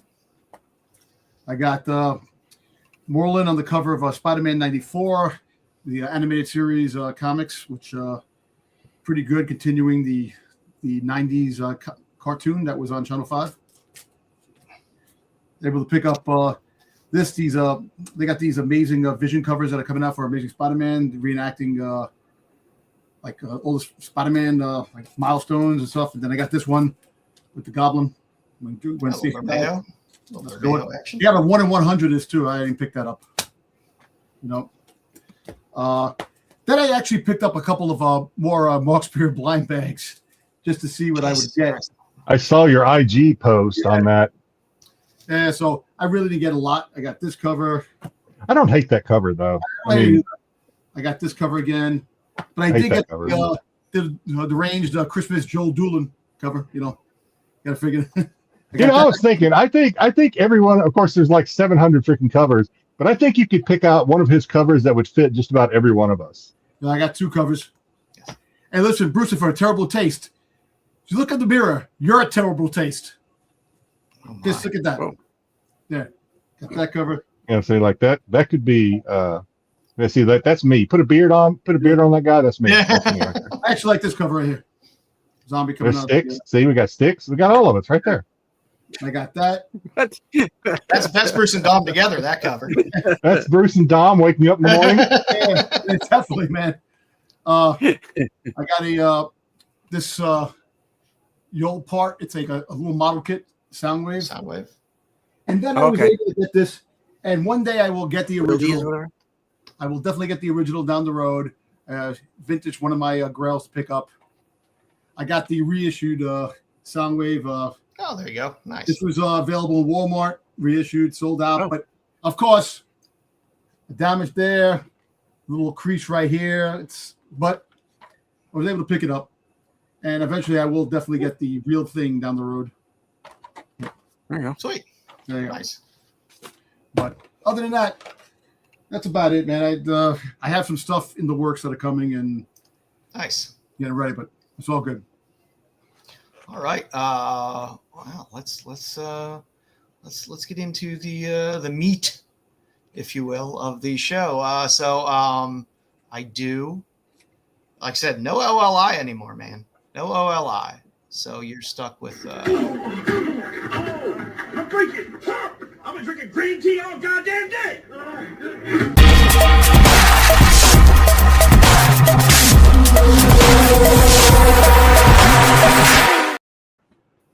So you're stuck with the Just Looking In, where Joe, myself, decides whatever the hell I feel like showing in terms of books that I find interesting for the week.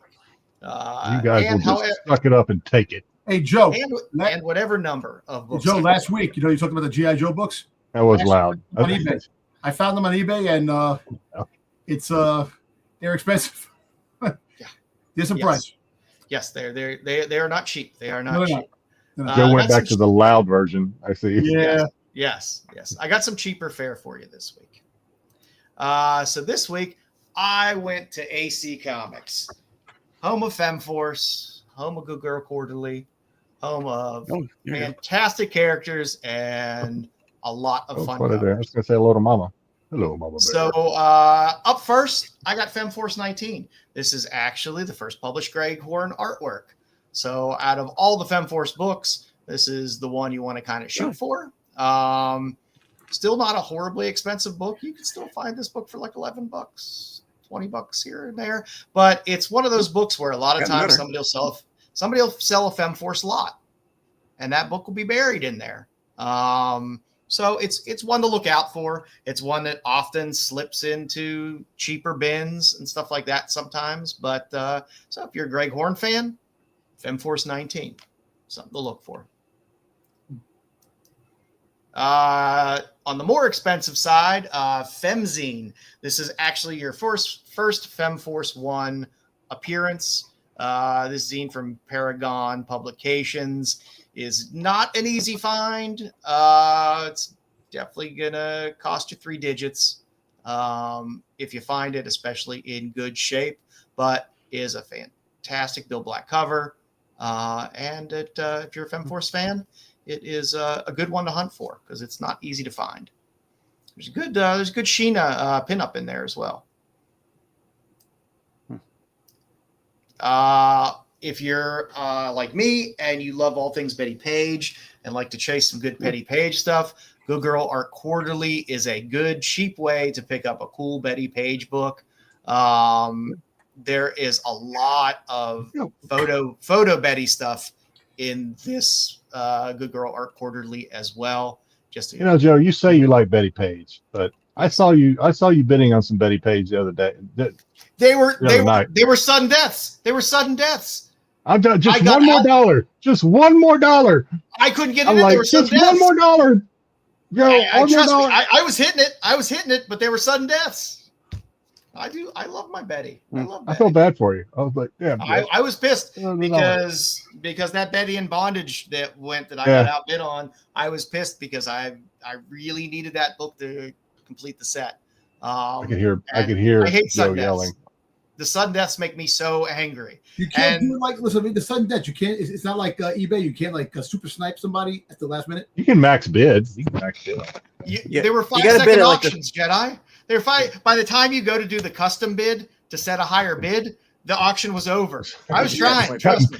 Cut and paste $1 million. $1 million. Yeah, I was a little pissed off. But this is a good book to find cheap. You can find this for under $10. A lot of these AC books, sometimes you can find them very cheap, and sometimes people try to sell them for a significant amount of money online. But they're books you can find cheap if you're looking for them. So for all you Betty fans, this is definitely a good one. There's a lot of Betty in this book. I love my Femforce. You're hitting it. And just there's 3 issues of Good Girl Comics. So Good Girl Quarterly, issue 16, 17, and 18 turns to Good Girl Comics. These are just fun ones to look out for. This is a book that can frequently sell $15 to $20 on 17. So it's one of those ones again that can often slip into those dollar bins. So it's something to keep your eye out for this week. So that's it's the 4 books I have for you this week. Just a little bit of AC stuff that's out there. Again, stuff you can find cheap. And if you like Femforce, it's good stuff. There's a very good Hughes-esque comedy and appeal to it in terms of a lot of the covers. A lot of good stuff. So go out there and get it. Cool. As a reminder, hey, Kyle and Nubia's Kickstarter or GoFundMe is still out there as well. So I know Kyle appreciates any help you guys are giving him out there, and I know he appreciates it. For Comic Now later this week, it was a very non-sexual this week for me. So I have Poison Ivy 40 in here. This is the cover E. This Dibier Kato. I'm not familiar with this artist. I don't think they have a huge bunch of stuff. I think I brought this up on my What's Coming in 2026. I just like when I see an artist I'm not familiar with and I don't see a big back catalog of their work of anything, I just kind of like to pick up those covers because you never know where that person's going to go and pick up their early work. So I enjoyed that.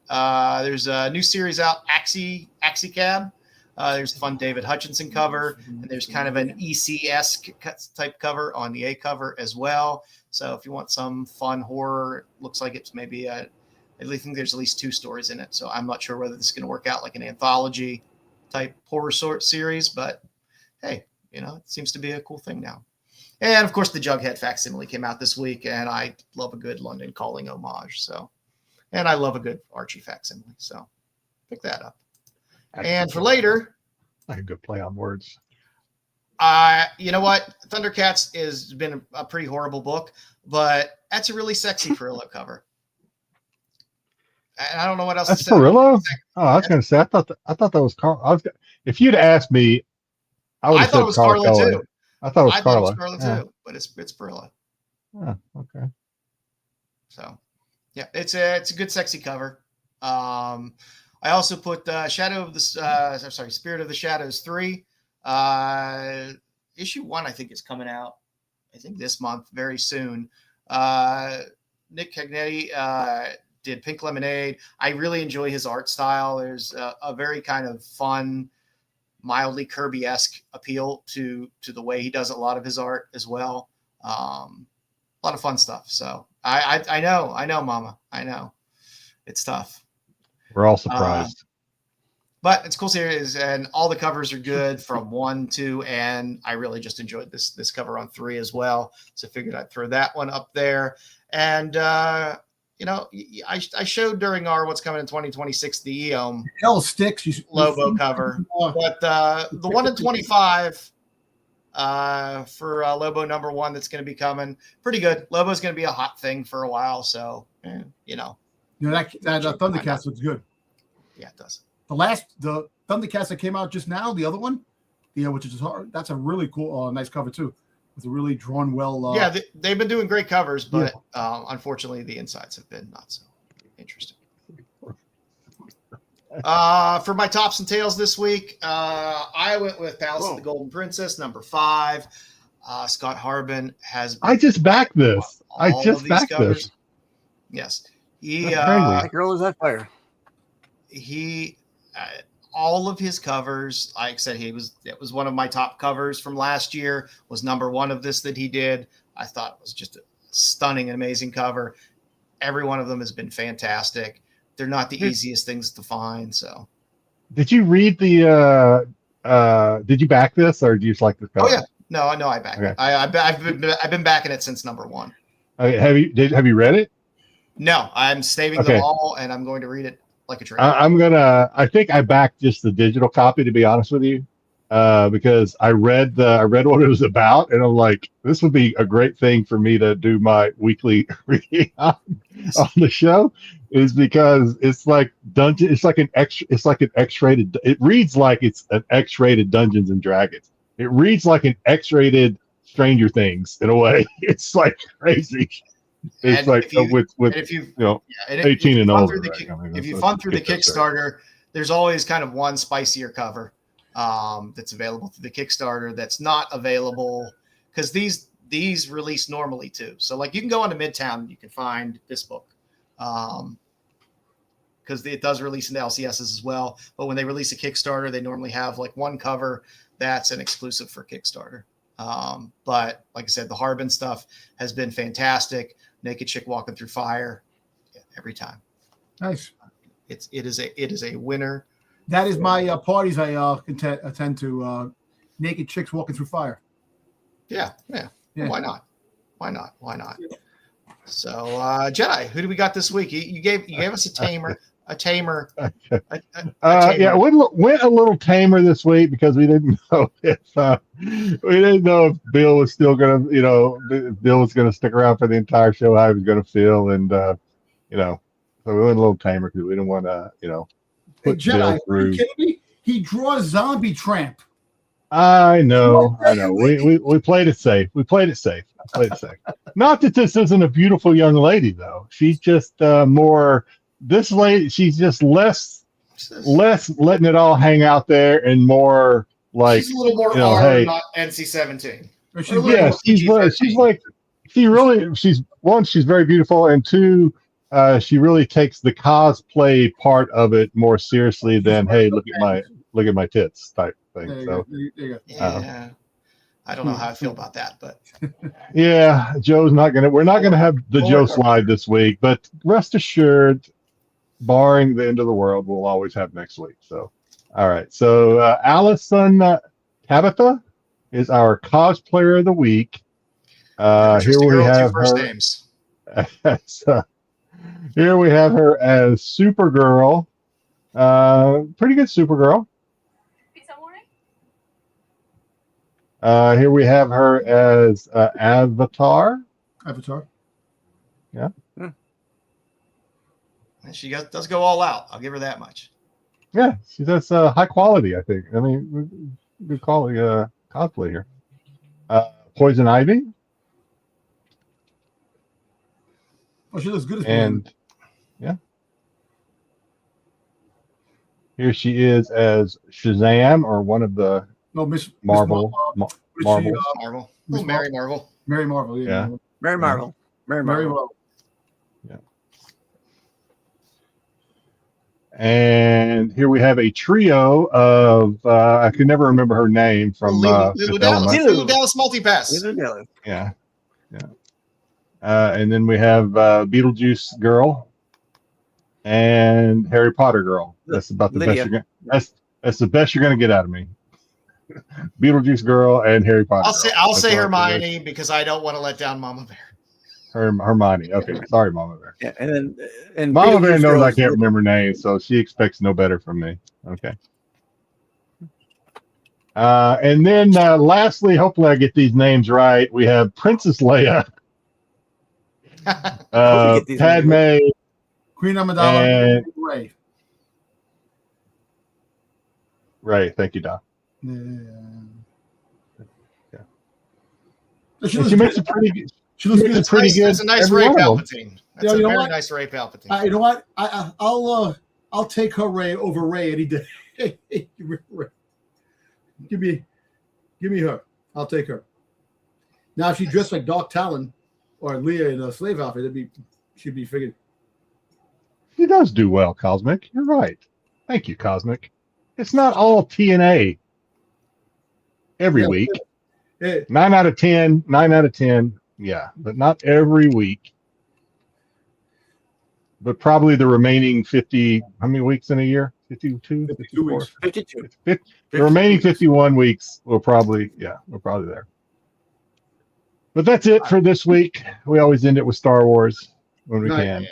Thank you. Our cosplayer of the week. Oh my God. This was a rough one this week. This was a tough one.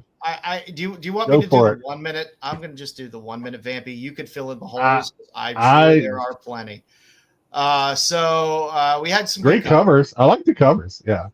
Yeah, Perillo, you got Chu, you had your Linsner, you had your Chizotis, you had a nice Selena incentive on there as well. You even had a Shikari.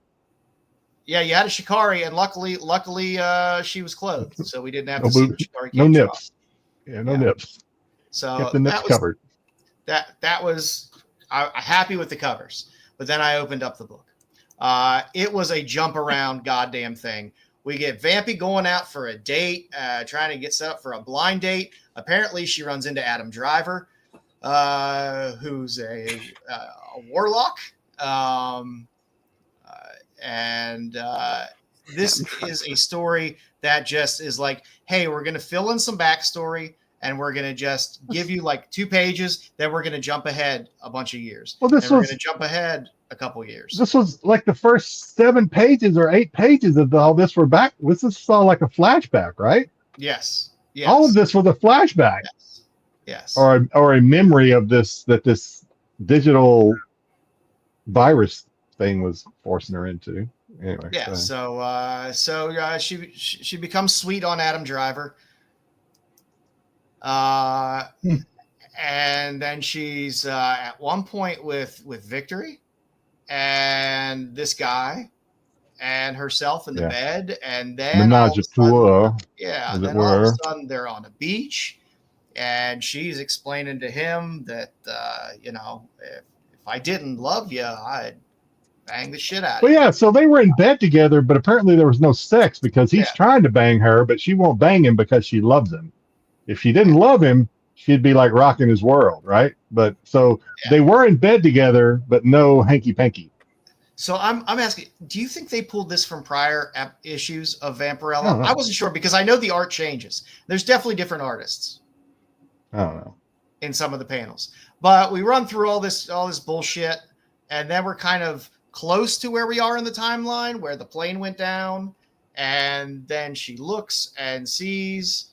She's looking for Benny because I guess he was supposed to be on that plane or something, but she sees him there and she believes that he was dead. She gets pissed off thinking that he's just an illusion created by this algorithm. So she rips apart the robot. She grabs Betty by the neck because she's pissed and doesn't think it's him. And then all of a sudden it cuts to this shit. Where we got this little girl and chaos. And I'm like, okay, that's interesting. And then we find out that Benny isn't really Benny, but he is kind of Benny, created from whatever that was in Vampy's brain, whatever the hell. And then all of a sudden, he thinks he's Benny. He thinks he's Benny. And then all of a sudden, at the end, we get a reveal of the godlike evil character. I guess evil. I don't know. So we get the big chaos reveal at the end. So that's what we got. It was not good, but I felt obligated to do it because we had we'd been sticking with it, and if anything, we're men of consistency. Jedi warned me. Jedi warned me. He's like, I'll do it, but I don't really want to. I was like, I read this. I read this I think before Joe did, and then I told Joe, I was like, I thought because Joe was busy, and I said, hey man, I thought about, oh no, because your son was sick, and you were running around, and I was like, hey man, I thought about telling you that I would do the slides for this, and then I read it, and I was like, fuck that, I ain't volunteering for that shit. You guys, this is a mess, man. I don't know what we are doing here. I have no idea where this thing is going. I did get a footnote. We did get a footnote, and I do want to go back to the old Warren Vampirella Volume 8 and see what was in that damn thing. God, we should see if that shines any light on things. I don't want to, but I feel this thing is, I don't mind the occasional footnote, but when it becomes homework, when reading every issue of Vampirella requires homework, it's a problem to me. To me, it's a problem. So this thing is just right now. I said, I think last week or the week before, that I am that close to giving up on Red Sonja Reborn or Sonja Reborn. I am that close to giving up on this one, and we'll just stick with the fun, Armageddon and Blood Red things, and see what else comes down the pipe. On this, I don't understand. Are we on a new story arc? I still don't know if this is a new story arc or a continuation of the very beginning. I think maybe we are. I think maybe you were right, because we haven't heard anything else about these other aliens or ancient ones. We haven't heard anything else about them. They didn't defeat them at the end of the arc, but we haven't heard anything else about them since. So I don't know. I don't have a clue. I don't know what's going on. So love you, Vampy, but this week you made it hard. You made it real hard. Not good. Yeah. Great covers. Great covers. Yeah. Great covers. Fantastic. Covers. And really quick, figured Home Alone's Daniel Stern cited for soliciting prostitution. Nice, right? That doesn't happen more often. Hey. We don't like He got caught. He got caught, huh? Okay. Got caught. Shit happens. All right, now for what you're really waiting for. But it's called the Wet Bandit. It's time for the That's Not a Comic. That's not a comic. Salia comic. Salia. It's time for the That's Not a Comic. That's not a comic. Salia comic. Salia comic. Oh, cool.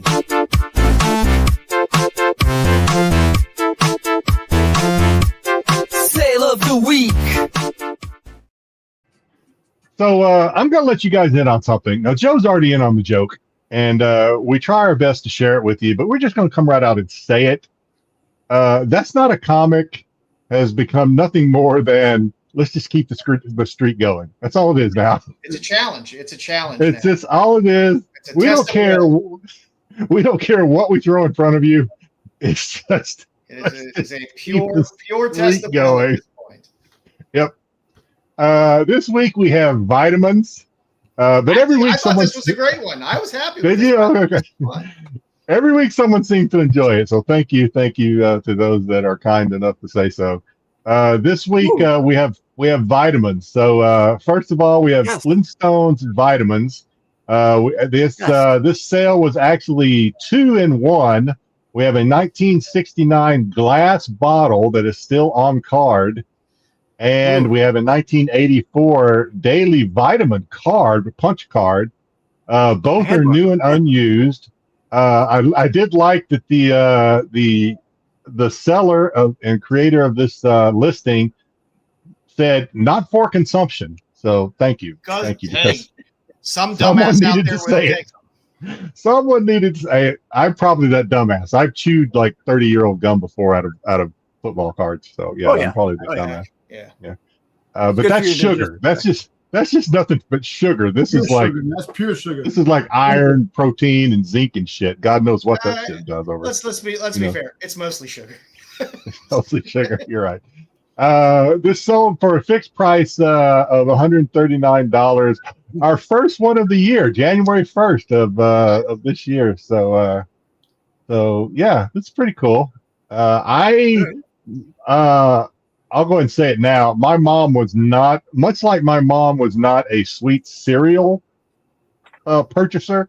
She wasn't one to buy me the Captain Crunch and the fruity cereals. She wasn't down for this commercialized vitamin bullshit either. She got me like the whatever was like the generic swallow it or it tastes like shit, you know. You're taking Fucking- 1 days in We got Centrums. Flintstone Yeah. kids, 10,000 Yeah, young and growing. She didn't get me the stuff you chew it and it tastes good. She got me the stuff you swallow it because if you bite into it, you're gonna taste it all day. Listen, hey Jedi, growing up, were you a big You cereal can't kid? just swallow it. You don't get vitamins. Hey Jedi, were you Yeah. a big cereal kid growing up? Yeah, I had but not the sweet stuff. My mom, Like you my never mom had would like not buy the Frosted sweet Flakes growing up, or Dig 'em Smacks, or my grandmother would buy Frosted Flakes, and if I was lucky enough to stay with my grandmother, I got Frosted Flakes. But my mom was like, cereal was Raisin my Bran. mom was like Chex. My mom was a Chex mom. She'd buy the Chex stuff. You know, the funny thing is that Raisin Bran always got a bad rap because the raisins were sugary, but the whole fact is that Raisin Bran actually is one of the healthier cereals out there because of the brand, even though it is processed, but it's better than freaking Lucky Charms and better than freaking Frosted Flakes, better than Yeah. Toast. Sure. And I always used to grab the raisins, take the raisins out, Yeah. and throw the brand flakes back in. Yeah. Well, we got a new food pyramid now, so we drink beer and wine for breakfast. I'm joking. Flintstone Vitamins Daily Checklist. This was a promotional. I don't think it came. I tried to find out how you actually got this, and it was very unclear. It might have been a mail away, but it was a promotional thing for Flintstone Vitamins. It was a checklist. No, not a mail away, Jedi. I think it was you go to the stores when you go to like the pharmacies, or back in the day when they had Flintstone kids. You got one with a purchase or something. I think you got it at purchase. Yeah. If I'm not mistaken. Yeah, I couldn't find anything that would actually definitively say how you got it. But this was by Miles Laboratories. It's 1986, according to the research. The listing didn't say. No, for a 40, 50-year-old thing, a little under $20 for a fixed price. I'm gonna say thank you for putting that picture of Wilma with the fat dumper on there. It got such a great response last time I used it again. Because, last time it was a moving. Yeah. Twerking Wilma. Yeah. Last time I used it in the toy segment, and it was moving. It was a GIF last time. Got such a great response. I thought I'd throw it up there again. But yeah, I think a lot of these things. For these, anyway, I mean, I guess maybe we're going to see. I guess maybe people do collect vitamin memorabilia, but based on the next one, yeah, somebody must. People collect everything, dude. Everything. Yeah, I think what I'm saying is we have Flintstones. Who collected the checklist? Probably a Flintstone collector. Probably, if I had to, place a wager. But this next one, definitely a vitamin collector. I would think we have PAL supplement vitamin from the 1970s. This was a Bristol Myers. It is open. It is empty. It looks like it's glass. I could not find anything that would that's say. Definitely glass. Yeah. This sold for $90. Yeah, off a fixed price. So I'm assuming either somebody really needed this for their collection, or maybe this isn't readily available. Maybe this is not maybe it's regional. Maybe it's, I don't know. But yeah, $90. A little surprising that this sold for $90 for an empty one. Next we have, let me see. I got it. Let me drive it. Next we have E.T. Nice. Children's Chewable Vitamins. This is 1983 Squib. You have E.T. holding the bottle of vitamins. Bristol Myers. Yeah, Bristol Myers. Yeah. Bristol Myers Squib. You don't want to look all gray in the creek. You want to be a healthy ET. Yeah. This is a plastic bottle, still on card, as you can see. 6 bids on this one, so this one actually went for auction. $57. This was on December 6th. Yeah, So the extra testicle. Yeah, the bubble's getting yellow, as you can see, but yeah, still on card. So. And then what might look like a box of Pepto-Bismol at first glance. Nope, it's a Pac-Man chewable multivitamin plus iron from 1982 by Rexall. Still in the box. Yeah. I can't believe that's so cheap. Yeah, again, probably a Pac-Man collector, I would think. I'm sure it's a lot of Pac-Man collectors out there. A little under $30 for back in October on a fixed price. And again, vitamin collector, no doubt. Chalks multivitamin. This fruit flavored Chalks multivitamin. This is from these ran from the 60s to the 70s. It's from Miles Laboratories. This is a glass bottle, still on card. This particular one was a $75 fixed price back in December 7th. And I threw it up there. It's kind of small, so I'll read it for you if you can't. You also had a couple of just bottles, not on a card, but sealed. A couple of sales, both from this one I think was $47.99. Another one, and that could have actually been the same one for all I know. But there was another sale of $40, the same type of bottle, Chalks. It was sealed in full. For about a month later, one sold for about $40. So, multivitamin collectors, ladies and gentlemen, they are out there. I question Chalk's marketing. I don't know if I want my children to look like someone from The Hills Have Eyes. The child on the right, I stared at that trying to figure out what he's doing. It looks like kneeling there. I think I saw him in a very special episode of Quantum Leap. You know the episode. It looks like I don't know what he's doing. Is he getting up off of a seat of something? I don't know what he's doing there. Anyway, it's just I don't know. But anyway, yeah, actually, that's a good something a doctor might collect. Yeah, for their little possibly, or a pharmacist or something like that. Or a nutritionist maybe. I don't know. It's a good guess. Good guess. Yeah. Good stuff. Good stuff. Again, we've kept the streak alive, and that's there you go. Living. Next week, doorknobs. Yeah. Let's do it. If I can find them, don't sell them short. The cabinet knobs. You get the cabinet knobs. I don't know the cabinet, those special ones. If I get desperate. Victorian. We're lucky enough this week to be graced with something from Styx. So you are not having a massive stroke. It's just trivia with Styx. You did not suffer a debilitating head wound. It's just trivia with Styx. It's not CTE or PTSD. It's just trivia with Styx.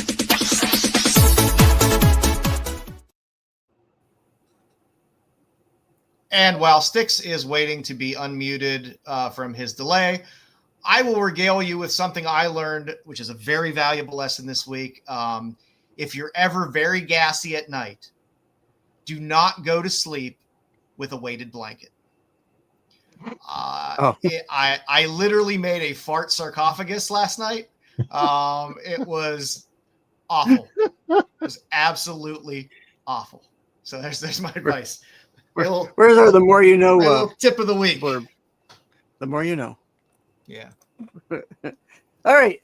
This week, it's a quick one. This week, nothing trivial, but I figured it's kind of a big week for facsimiles, if you know what I mean. Yeah, we know what you mean. So this week's facsimile of the week, there's a couple actually this week. We talked about Jughead earlier, but they decided to redo the Superman Amazing Spider-Man Treasury Edition this week. I like the Ross. There is one book I want. The Ross is really nice. It's Spider-Man punching Lex Luthor and Superman's flying and the Green Goblin's behind him. I want that cover. I want that cover. That's kind of cool. Yeah. So for the 50th, they're $20. There's the Ross, there's the regular, then you get the $22 blank that you can get, which I think is kind of cool. I would get the blank, get someone to They're do the ridiculous size on too, there. Right? They're the Treasury Edition size. Okay, I think I might have one. So while you're doing that, I'll go check, so people can see they're the Treasury ridiculous Edition size as you continue here. Yeah. I have the second one. I have the one with Doom. I don't have this one. Hey, it came out this week. It came out this week. This came out this week. Oh, I gotta go. I gotta go to the store. Oops. Hold on, let's go back one slide. Someone moved it. Okay. Oh, no, that was right. Okay, so first off, as far as sales went, I decided to go back to the 1976 version to see how sales were going for that, as opposed to why they might be. Oh, there you go. Yeah, I don't know if they're this size or not, but this is ridiculous. I didn't even know what the hell I was buying, but it is so huge. Yeah, compare that to a regular comic. It is massive. You gotta find a different comic box. You gotta put it in. Come on, man. I have nowhere to put. They do make treasury boxes. They do make treasury boxes. It has been floating around my collection on top of long boxes for a while. Yeah, if you don't have a specific size box for those, they are obtusely huge. So yeah. As far as like the 76 ones, this was an offshoot that I found while researching. This is the Superhoman versus Ohoman Aranha. This is the Brazilian foreign that sold recently for $68 American. Foreign books have had their ups and downs in the last 3-4 years. I love foreign books. I think they're hard to get the newsstands because foreign books, think about it. Most of the countries that some of these books come from, the humidity, the weather, damage, you can't find them. Right. They're hard to find, man. And that's why I think you really got to keep up on them. I've missed a couple that I've wanted in the past month just because they don't list them correctly, or they don't, or I just flat out miss them.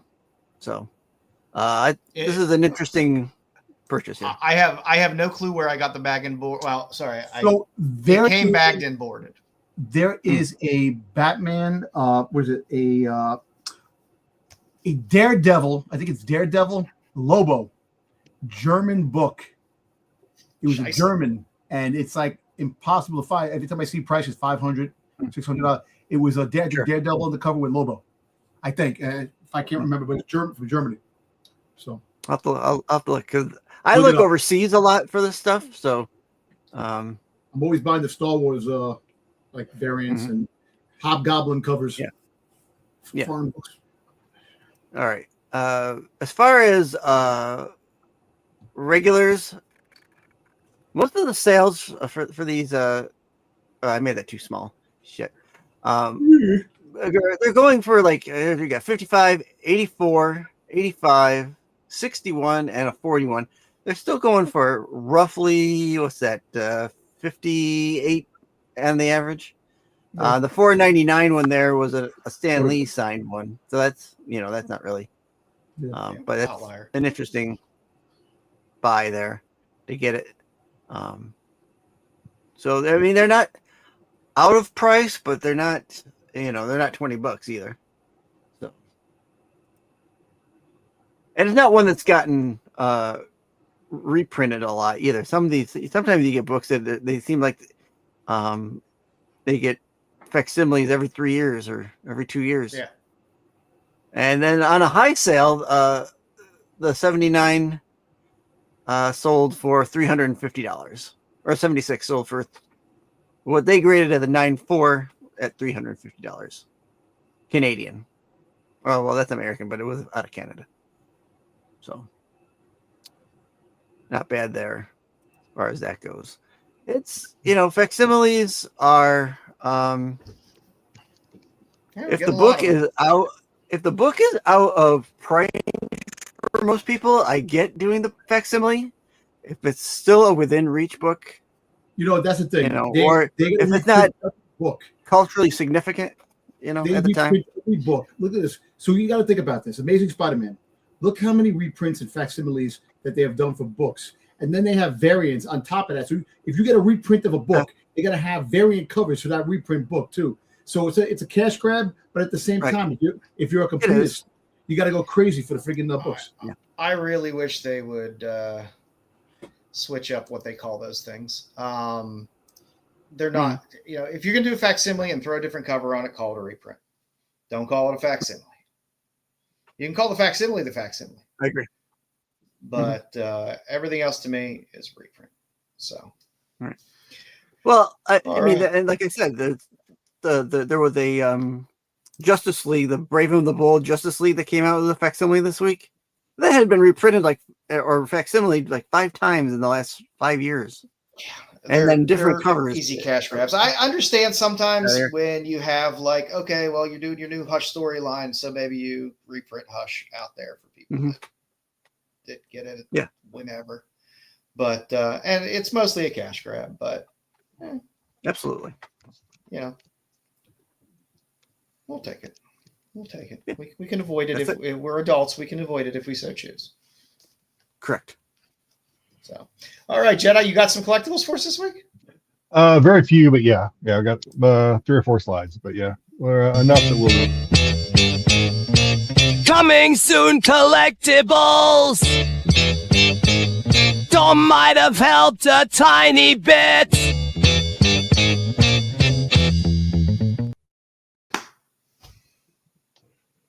All right. So first of all, a catch up, if you will, or an update, I guess, from last week. Because you remember last week was a catch up from 2 weeks. But we do have an update of the RoboCop, which we only had like a sneak peek that dropped on Christmas. But now we do have more of what we're going to get with the RoboCop. We're going to get with the of course, with the RoboCop and the Annie, we're going to get, guns and stuff like that. But, what do we care about? We care about Toxic Emil. What are we going to get with him? We're going to get a TV with, I'd buy that for $1. Of course, I'm excited about that. That's awesome. We're going to get that. I think that's what everybody wanted. I think I think people might have been upset if you didn't get that. And then we're going to get the computer terminal or whatever that was, where I forgot. I don't even care about that. We're getting. I'd buy that for $1. That's all anybody cares about. That's fantastic. That makes me happy. Yeah. So this is an update. So I still didn't say anything about any pre-order dates or anything like that, but we are get a glimpse at some of the accessories that are going to come with the action figures. We have not this week, Tyson. Not this week. I know what you did last summer. Not a whole lot with this. We get the slasher dude, and looks like we get 1 extra hook. I don't care. I put this in here because any excuse to have a 90s Jennifer Love Hewitt, I'm going to take it. Words cannot define the crush that young Jedi had on this young Jennifer Love Hewitt. Yeah, I know. Nerd freaking Kennedy freaking got her. The Kennedy. I block. I can block. I can tunnel things out. I can even tunnel what she looks like now. In 911 or whatever show she's in now or whatever. Age does that. I don't look like but I. Like what was that movie she was in where she was of course I know what you did last summer, but then there was that movie where she was at the party and the guy had a crush on her. What was that? I can't think of the name of that movie, but someone in the chat knows. Anyway, I thought you would have gone back to Party of 5. Story. Huh? I thought you would have gone back to Party of 5 in those days of Jennifer Love Hewitt. I never really watched Party of 5. One time there was a movie where she was like the crush and she broke up with her boyfriend and this other guy was getting ready to join the army or go to some art college or some shit, and they kept he wrote her a letter, and I got the DVD downstairs. But anyway, Can't Hardly Wait. I knew Tyson knew what it was. Can't Hardly Wait. Oh my God, I can't describe the crush I had on there.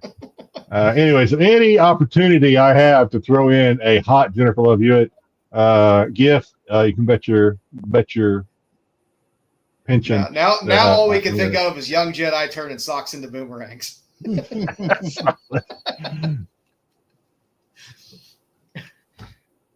Hard to move on from that, but we're gonna try. We're gonna try. All right, this is a coming soon from NECA. Unfortunately, it is an action figure of the Fisherman Slasher and not Jennifer Love Hewitt. So sorry. Boo. Maybe next time. All right, we have and some more cool stuff. We have Thrill Joy coming out with Battlestar Galactica, the '70s Battlestar Galactica Cylon Pixie vinyl figures. We have the regular Cylon. I guess we have a gold Cylon. I find it hard to remember the gold Cylon. My memory's old, but I guess was there a They were gold only in a few Cylon? episodes. Was there? It was Okay. only in a few episodes. Yeah. Okay, and then we have the Lucifer robot droid thing, which Yep. So I still can't get over. I'm staring at a Cylon jacket, right in the middle of that frame there. he's playing poker or something. I don't know. What Yeah. But yeah, so these are pre-order alerts. So these are available for pre-order. So Mhm. I don't know. I thought these were cool. I used to watch Battlestar Galactica. Thrill Joy had a few. They have like 6 or 7 that are coming out in the next couple of weeks. There goes my money. I can tell you one thing for sure. If you ever meet Dirk Benedict, don't call him Face Man and only refer to him as Face Man. He didn't like that at all. Listen, let me tell you something. I think friggin' Styx is rubbed off on my computer because I'm having a hell of a time. My just like that Cylon there. He rubbed off on your computer. just God. like that Cylon. Gain access to your house to rub off on your computer. Keep going off. I think he's freaking goddamn. He keeps going off on your computer too. Oh Yeah. God, Styx. Yeah, Styx. Boundaries. Hey, Boundaries. I saw Dirk Benedict in a con, and it's like after he had the cancer. I saw him at a B. Dalton's bookseller. There was nobody in the mall except for me and my 4 friends. Nobody else there. And I would only call him Face Man. And he did not like that at all. He was promoting his book on overcoming his cancer. Well, that's like Oh, you're kind of a troll, aren't you? going to see Lando Calrissian. Face Man. If we can go Billy D. Williams and bring in a Coke 45 bottle. That's the same thing, you know. That you do that. Please don't call me Face Man. Okay, Face Man. How's Murdoch? Is he still I love crazy? when a plan comes together. All right, and I think lastly we have a Scream backpack because people collect backpacks. They do. This is by BioWorld. Mhm. Another GIF I love to put in there, and I will every chance I get, is that was even though it's a completely different movie, I don't care.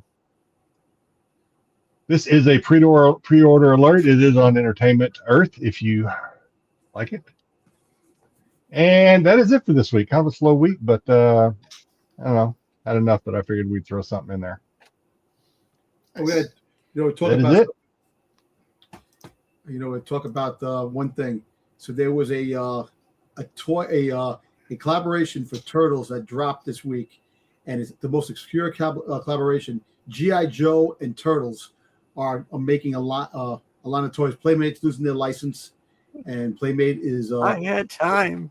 So we're gonna be getting a Cobra Commander, freaking Shredder, a Destro Krang, which they've been talking about it, and they thought it was AI video, like AI mock-up, but it was not AI mock-up. It's actually a real thing that's coming out sometime this year. Nice. So Turtles are going to collaboration with G.I. Joe. Didn't they do a Turtles Monsters.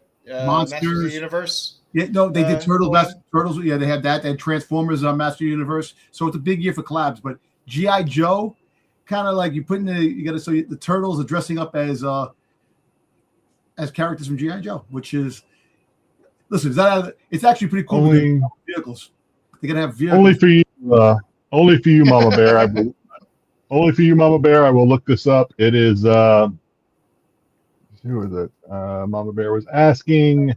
It is $32 before tax and all that other stuff. But it's $32. It's not bad. It's not bad for Not bad. backpack collectors. Yeah, not too bad. So what are we reading this week? Dom, did you read anything this week? Nope. There you go. Jedi, I know you were reading some Purgatory. Did I read anything?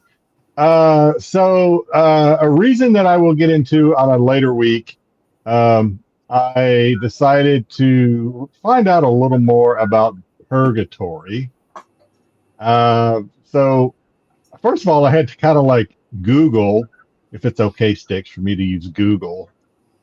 I had to Google Google's fine. Okay. I had to Google like where's the best place to start with to find out about purgatory. So Google gave me like three, well, actually kind of gave me two. They gave me the original, I want to say it's like from the early 2000s Chaos run. And then I think it gave me like the 2017-ish Dynamite run. So I decided to start with what you see first there from your left, the white cover, or with the red, the white with the white background cover, is the early 2000 something Chaos Purgatory #1. It is a black and white, and it's a black and white inside, and there is a lot going on inside there. A lot. It was very chaotic, which is, no pun intended, I guess, as far as it's chaos, but I could not make heads or tail hardly of what was going on. I couldn't understand. I felt like I was missing stuff that I feel like there was background information that I should have known that I just didn't understand. So I kind of read through it, but I kind of made up my mind that no, this is not the one that I think I'm gonna keep reading. So I decided, I knew Evil Ernie Revenge #1 was the first appearance of Purgatory. So I said, let me go read Evil Ernie Revenge #1, which is the center comic there. I read through that only to find out that Purgatory has like a one-page silhouette. That was no help. Yeah, where she's battling Lady Death, and there's really not a whole lot of mention of her at all, other than she's kind of haunting Lady Death's dreams. Now that being said, it is a pretty good. I only read Evil Dead Revenge. I only read Evil Ernie #1, Evil Ernie Revenge #1. But I do think maybe I may finish that arc. I think it's probably 4 or 5 issues. I do think I might finish it because it was actually pretty interesting. So I probably may finish that and talk about that down the road a little bit. But I ended up going to Purgatory #1, the Dynamite run, which I enjoyed a lot. And I only put #1 up here, but I actually read 1 through 5 because I just kept reading it because I enjoyed it. One issue kept leading kind of into the other, and I just kept thinking, okay, I just kind of want to keep reading it. So I read the entire first run. It was actually pretty good. Purgatory, for those that don't know, she was a very clever, at least for the Dynamite rendition, she was a very clever Egyptian slave that outsmarted her masters when they were buried. And then she's outsmarted the devil and got these powers, and the devil outsmarted her, and then she outsmarted the devil. It's just back and forth, back and forth. She's just she's a vampire demon who's just kind of always one step ahead of the devil and everyone else who's trying to get the best of her. So I don't know if it's a little less dense in the Dynamite universe for in terms of her stories. It's not it's not rocket science reading it. It's really not. It's a pretty easy read. I don't know if every arc is like this, but at least the first arc 1 through 5 kind of reminded me of again, she's a vampire demon, but it almost kind of reminded me of a vampire demon Laura Croft kind of character. But I don't know if every arc is like that or if it's just the first one. But anyway, that's kind of what I read this week. That is what I read this week. I have something this week. I had picked up the first couple issues, but I had backed the Kickstarter for Zorro Man of the Dead because I wasn't going to miss out on Adam Hughes' Lady Rawhide covers. But I ended up getting the hardcore trade or the hardcover trade with it, and I just was like, I'm going to go back to this, and it is a great story. It's Sean Murphy. I love Sean Murphy's art. He's fantastic. I like his writing. I like his art. Story's good. This came with a nice signed book plate as well. I'm becoming a big fan of signed book plates in hardcover books, getting art books and stuff like that, where they do a little book plate and sign it with a little picture in there and have it in there. It's kind of nice. Great story though. Go ahead. Not to show my ignorance again. Well, I do, but what's a book plate? Oh, I mean, normally it's like a little insert in the book. It's like a little signed little card that a lot of times we'll use it like a bookmark or something. And normally it's just kind of, sometimes they'll sign it and you just kind of have a signed little print that goes into the book. Which you normally just kind of keep in there. But like I said, I love Sean Gordon Murphy. You basically get Zorro in modern day, somebody taking up the mantle of Zorro and fighting the cartels. If you like the Batman Murphy verse, stuff like that, Sean Gordon Murphy crafts a great story, easy read but fun reads, great characters, great art. It's good stuff. I would definitely highly recommend it. It's through Massive Publishing, so pick up some of those old issues out there because you can get this in floppies. So that's what I thumbed through this week. Styx, did you read anything this week? Nope, too busy this week. No reading this week. I thought the Doctor Who was coming out this week, but it doesn't come out for. I guess they moved it, so it comes out in a couple of weeks. You know what's crazy? That you get the algorithm right when you talk about something, and it pops up on your Instagram. Wasn't this guy? He was talking about Return of the Living Dead was his movie that Zombie Tramp. So apparently a brand new Return of the Living Dead sequel among late for 2026 release. So they talk about Return of the Living Dead. It comes up it's amazing. They're tracking you. They're tracking me. It's not amazing at all. They're listening. They are listening. They are listening. That's the AI overload for you, Jedi. You're gonna have Cylons rubbing themselves off on your computer. Yep. I do have a Tubi recommendation for this week.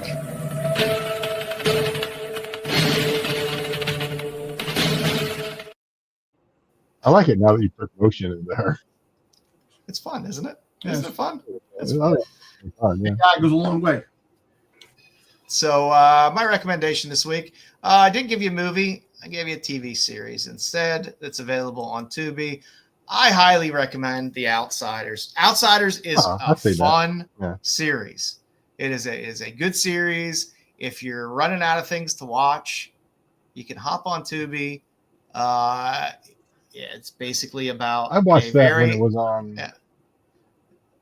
Oh no, go ahead. I'm sorry to interrupt. I forget what shit channel it was on when it was on. Nothing. TNT maybe. I'm trying to remember too, but yeah. Well, I mean, it was on. It was on WGN. It was on WGN, but I forget where they ended up because I don't have WGN. I forget where I saw it when it first came out. But it's good series about a very isolated group of people in Appalachia, and that's good. Their interactions with the city folk around them. I remember watching it. I watched it till the end. Did they wrap it? Did they wrap it up? I forget whether it got canceled or it kind of wore on. The first season was fantastic, and I really enjoyed that. The second season was pretty decent too. I can't remember whether it ended up getting canceled and they didn't wrap it up or they wrapped it up enough that it was like, okay. But it was a fun series to watch anyway, just to kill some time that you don't have to heavily invest into. It was pretty good. Yeah, decent actors in there. It's funny. So I had this random thought, and it can't be. I don't think it can't be an original thought because very few people ever actually have an original thought. But I was thinking that there should be a law, like a federal law or something, some sort of law. We should make it global. There should be a global law that once if a TV series or a streaming series gets canceled before it gets like its final series finale, like they tie it up, like if it gets canceled before they wrap it all up, then they should just remove the entire series from all the platforms so that people don't start it and then get like, what the fuck? See, that's my problem. That should be a law, man. That should be a law. The problem is there's that horrible balance where like, and we know Star Wars is fucking guilty of this shit all the time with their TV crap, is every season is basically a trailer for the next season or next spin-off show. So they never wrap anything up in a nice, neat bow so that if it does get canceled or you don't get any more, you at least have some sense of satisfaction. Yeah. So everyone's writing for the next to try to get the next season. And I hate when they do that because when these shows get canceled, you kind of get left a little blue in the balls. At least we're getting Alien Earth season 2, 2027. Yep. So it's coming back. So yeah, we're getting Welcome to Derry. Yep. Right. Part 2 on that. I love The Strain. I thought The Strain was good. It got a little crazy after a while. The Strain was good. God, there were like 5 seasons of that, right? You know what sucks about The Strain? The first one I seen about the plane. The plane was sitting there in the tarmac for so damn long, and that's the only episode I watched. I never really watched the show. I was trying to watch the show, and I just never did. You know, I never read the comic either. But it was pretty creepy. It was quite creepy. It did run kind of long. I think it was probably at least 5 seasons. So they probably after about 5 seasons, you should probably think about wrapping it up. Yeah, you should probably think about wrapping it up. But I'm watching. Oh, by the way, before I get into that, and I forget my train of thought. So I did watch. I watched the final. I guess it is the final season of Stranger Things, right? I did watch it. Yeah. And Dom ruined it for me last week. He just totally ruined it when he said. I don't care. But what the fact is, I'm kidding, Dom. I'm joking. Why in the middle of the Earth is coming to an end? The freaking world's coming to an end. I'm out of the closet. Come on, really? There are a lot of things. There are a lot of. Well, that didn't bother me near as much as the redhead. I don't know their names other than Will. I think he's the only name I remember.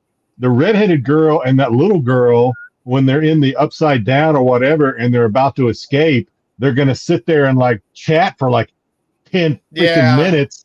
I'm like, run! I was yelling at the TV during. I was like, what the hell? And even I think they did an interview with the girl, and she said she didn't realize how long it was, how long the dialogue was. Whatever her name is, whatever it starts with Z. Cosmic. That didn't bother me either. It's just that for no reason they do that. Like it made no sense. We all knew. Why do you have to put it out there?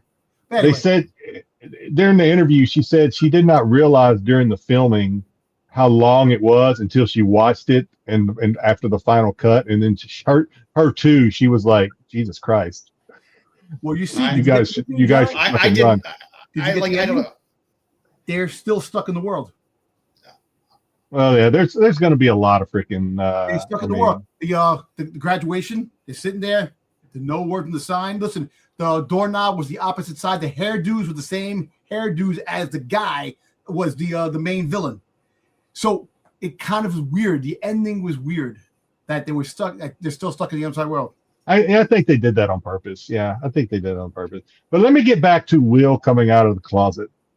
I think that going back to that, I think that anybody that watched the entire season 1 through 5, especially if you go back to like season 4, you kind of knew Will was gay. You didn't kind of know. You didn't kind of know, yeah. You knew Will was. You knew Will was gay. Listen, you also knew he came out of the closet in real life, so you also knew it. It's okay. Well, okay, I don't follow him in real life, so I didn't know that. But I'm just saying, you knew that he was. You knew that he was gay, so there was no shocker. You knew that his friends were going to rally behind him, which they should.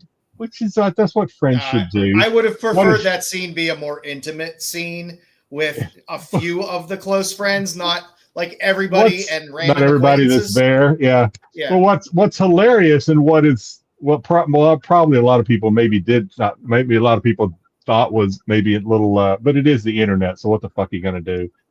The memes and the memes that came out about that were hilarious. I'm sorry. They were hilarious. Did you see the one? If he came out of the closet with a black family? That was the funniest thing. And they were funny. That was a funny. And if you can't laugh at it, I'm sorry, but they were funny, and it's the internet. So what are you going to do? It's the internet. You know what? So I'm sorry.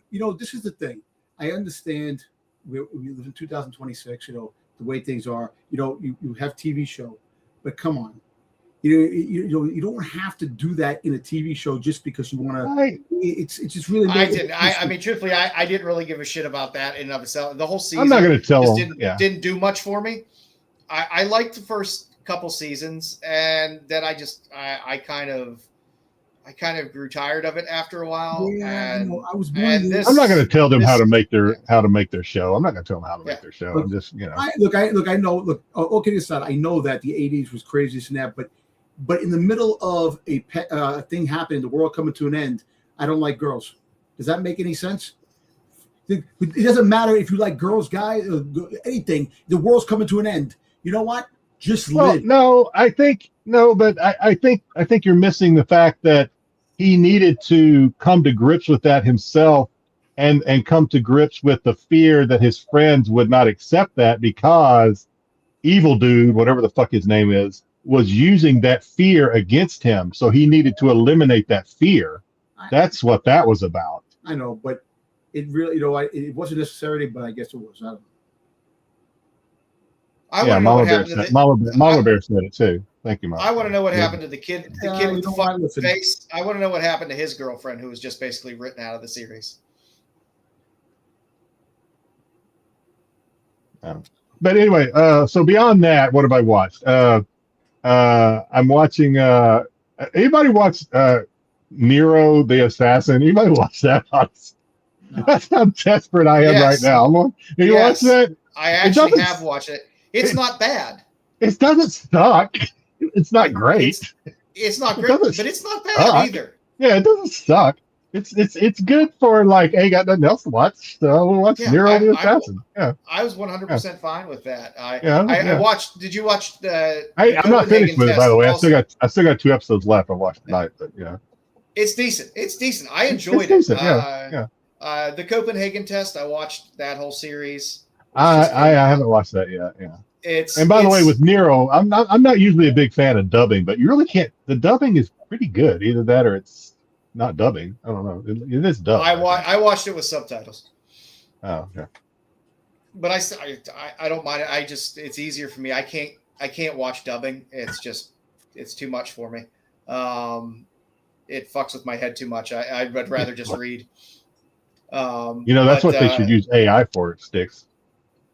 They do in some cases. Yeah. The Copenhagen test was another one where it's like it's watchable. It's not mind blowing, but it's like, okay, this held my attention enough to watch it. But there's not much. What are we getting? There's something coming this week. I can't remember what the hell it is. Something coming on the 8th of January. Or I guess it already came this week. Well, the new Will Trent started. Oh my God! Talk about a fucking awful show. I love the first season. I haven't started it yet. I love the first season of that show. The second season was absolutely fucking stupid and awful. I don't even know what season they're on. They're on 3. What season are they on? Yeah. I love the first season. I was like, I like this. Me and the wife watch it, so it's a me and the wife show as well. Yeah, we both loved the first season. I was like, oh, this is fun. It's cute, whatever. The second season was just dumb as shit. Shit. I couldn't get through it. So I know we're coming up on 3 hours, so we're probably going to be wrapping this up. But last show, we were so getting caught up on everything, we didn't really talk about Christmas gifts. And I got a little bit of a funny story about Christmas gifts. So my wife, every year, it's become like a tradition now over the past like 5 years. I know I'm going to get an Aloha shirt or a Hawaiian shirt from my wife for Christmas, just every year. So this year, I open up my gift. I know it's an Aloha shirt, and I open it and I'm looking at it. I'm holding it up. I'm like, oh, and I'm looking at it. She goes, "You like it? It's a Star Wars shirt." And I'm like, no, it's not. And I'm looking at it really close, and she goes, "Yeah, the guy at the store told me it was a Star Wars shirt." Now my wife doesn't. She knows Star Wars, but she doesn't know Star Wars. I look at it close, and I'm like, babe, I said, this is a Gundam shirt. Yeah. Your wife got scammed. I don't know anything about Gundam, but I know I think it says like something Gundam on it or whatever. She goes, no, I asked the guy at the store of Star Wars, and he said, yeah, this is like Star Wars. He said it's like Star Wars. He didn't say it was Star Wars. So she goes, oh, she's like, oh, you don't like it? I said, no, it's cool. I said, and it's got a good story with it now. So yeah, I'm gonna keep it. Yeah. So yeah, I have a Gundam Hawaiian shirt now. Good. When you go out to a convention, you wear it. I'm gonna wear it this Sunday when I go to. We have a convention this. It's all this weekend. I'm going on Sunday. We have PopCon this weekend. Soza Micah's going to be there. My God, Nice. we have to have a name at one of our conventions. And Will Chin, is that his name? Will Chin's going to be there too. He does this one.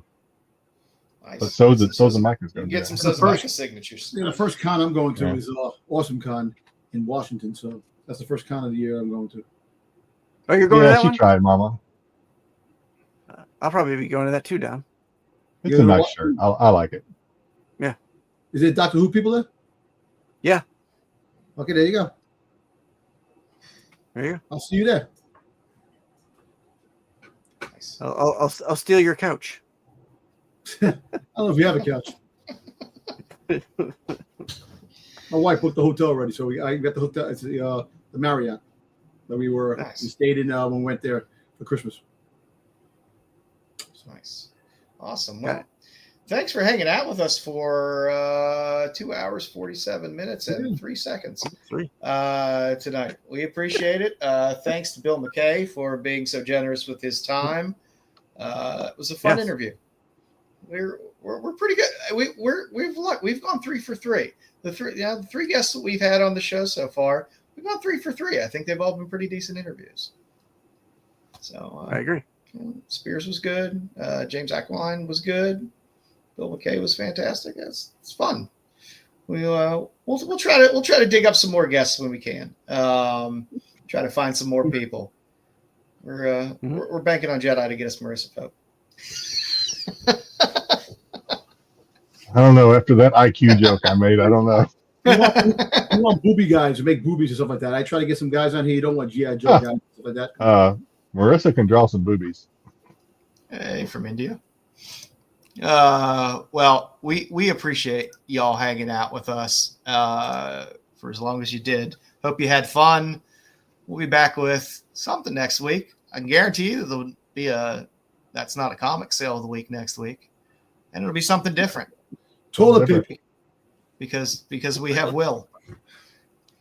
So thank you all. Boys, got any wonderful any departing words? Oh, I guess we should say, hey, sum up the Renovision.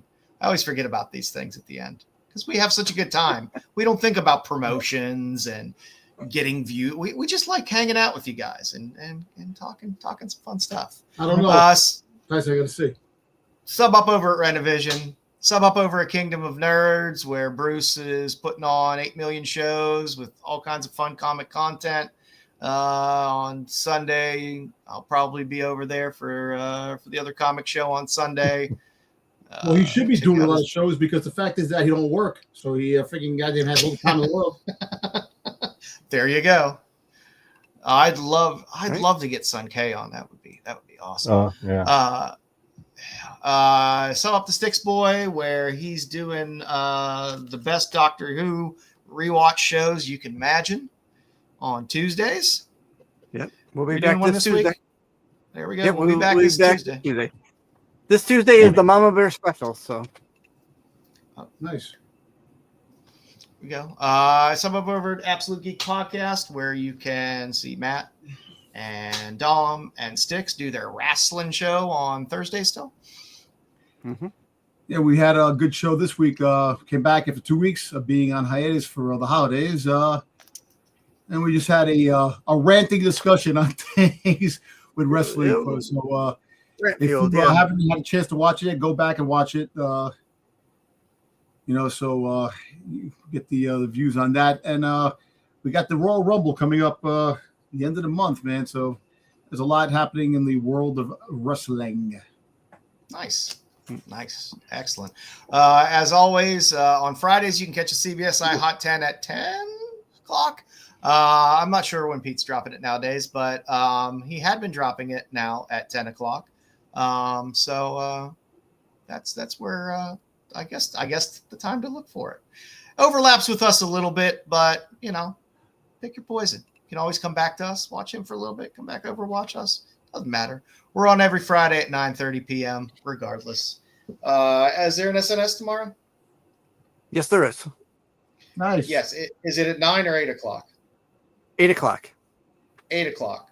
So I have to update this with either another question mark or change the 9 to an 8 for SNS because it'll be Saturdays at 8 o'clock. So tomorrow you can catch all the craziness of SNS. On Sundays for all your Star Wars needs. You can watch Tales from the Dark Side with Dom and JJ, and is Wookiee Fanatic still on there? Who you got lined up on there nowadays, Dom? What for the Star Wars? Yeah. Star Wars.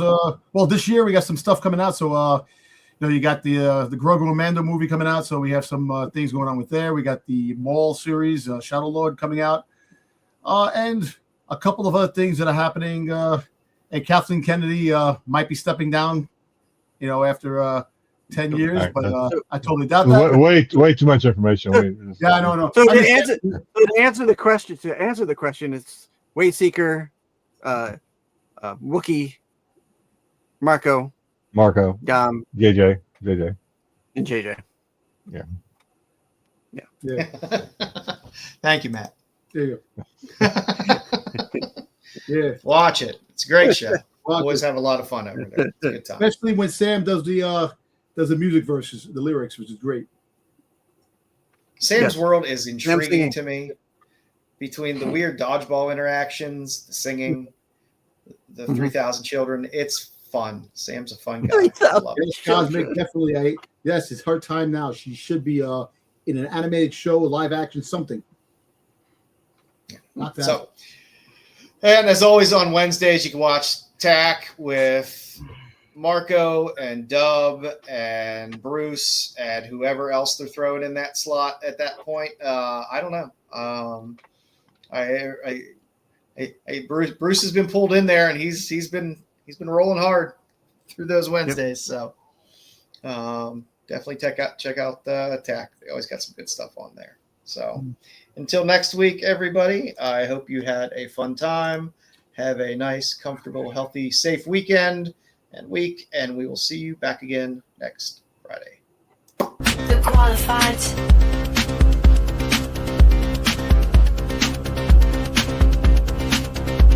The Qualified.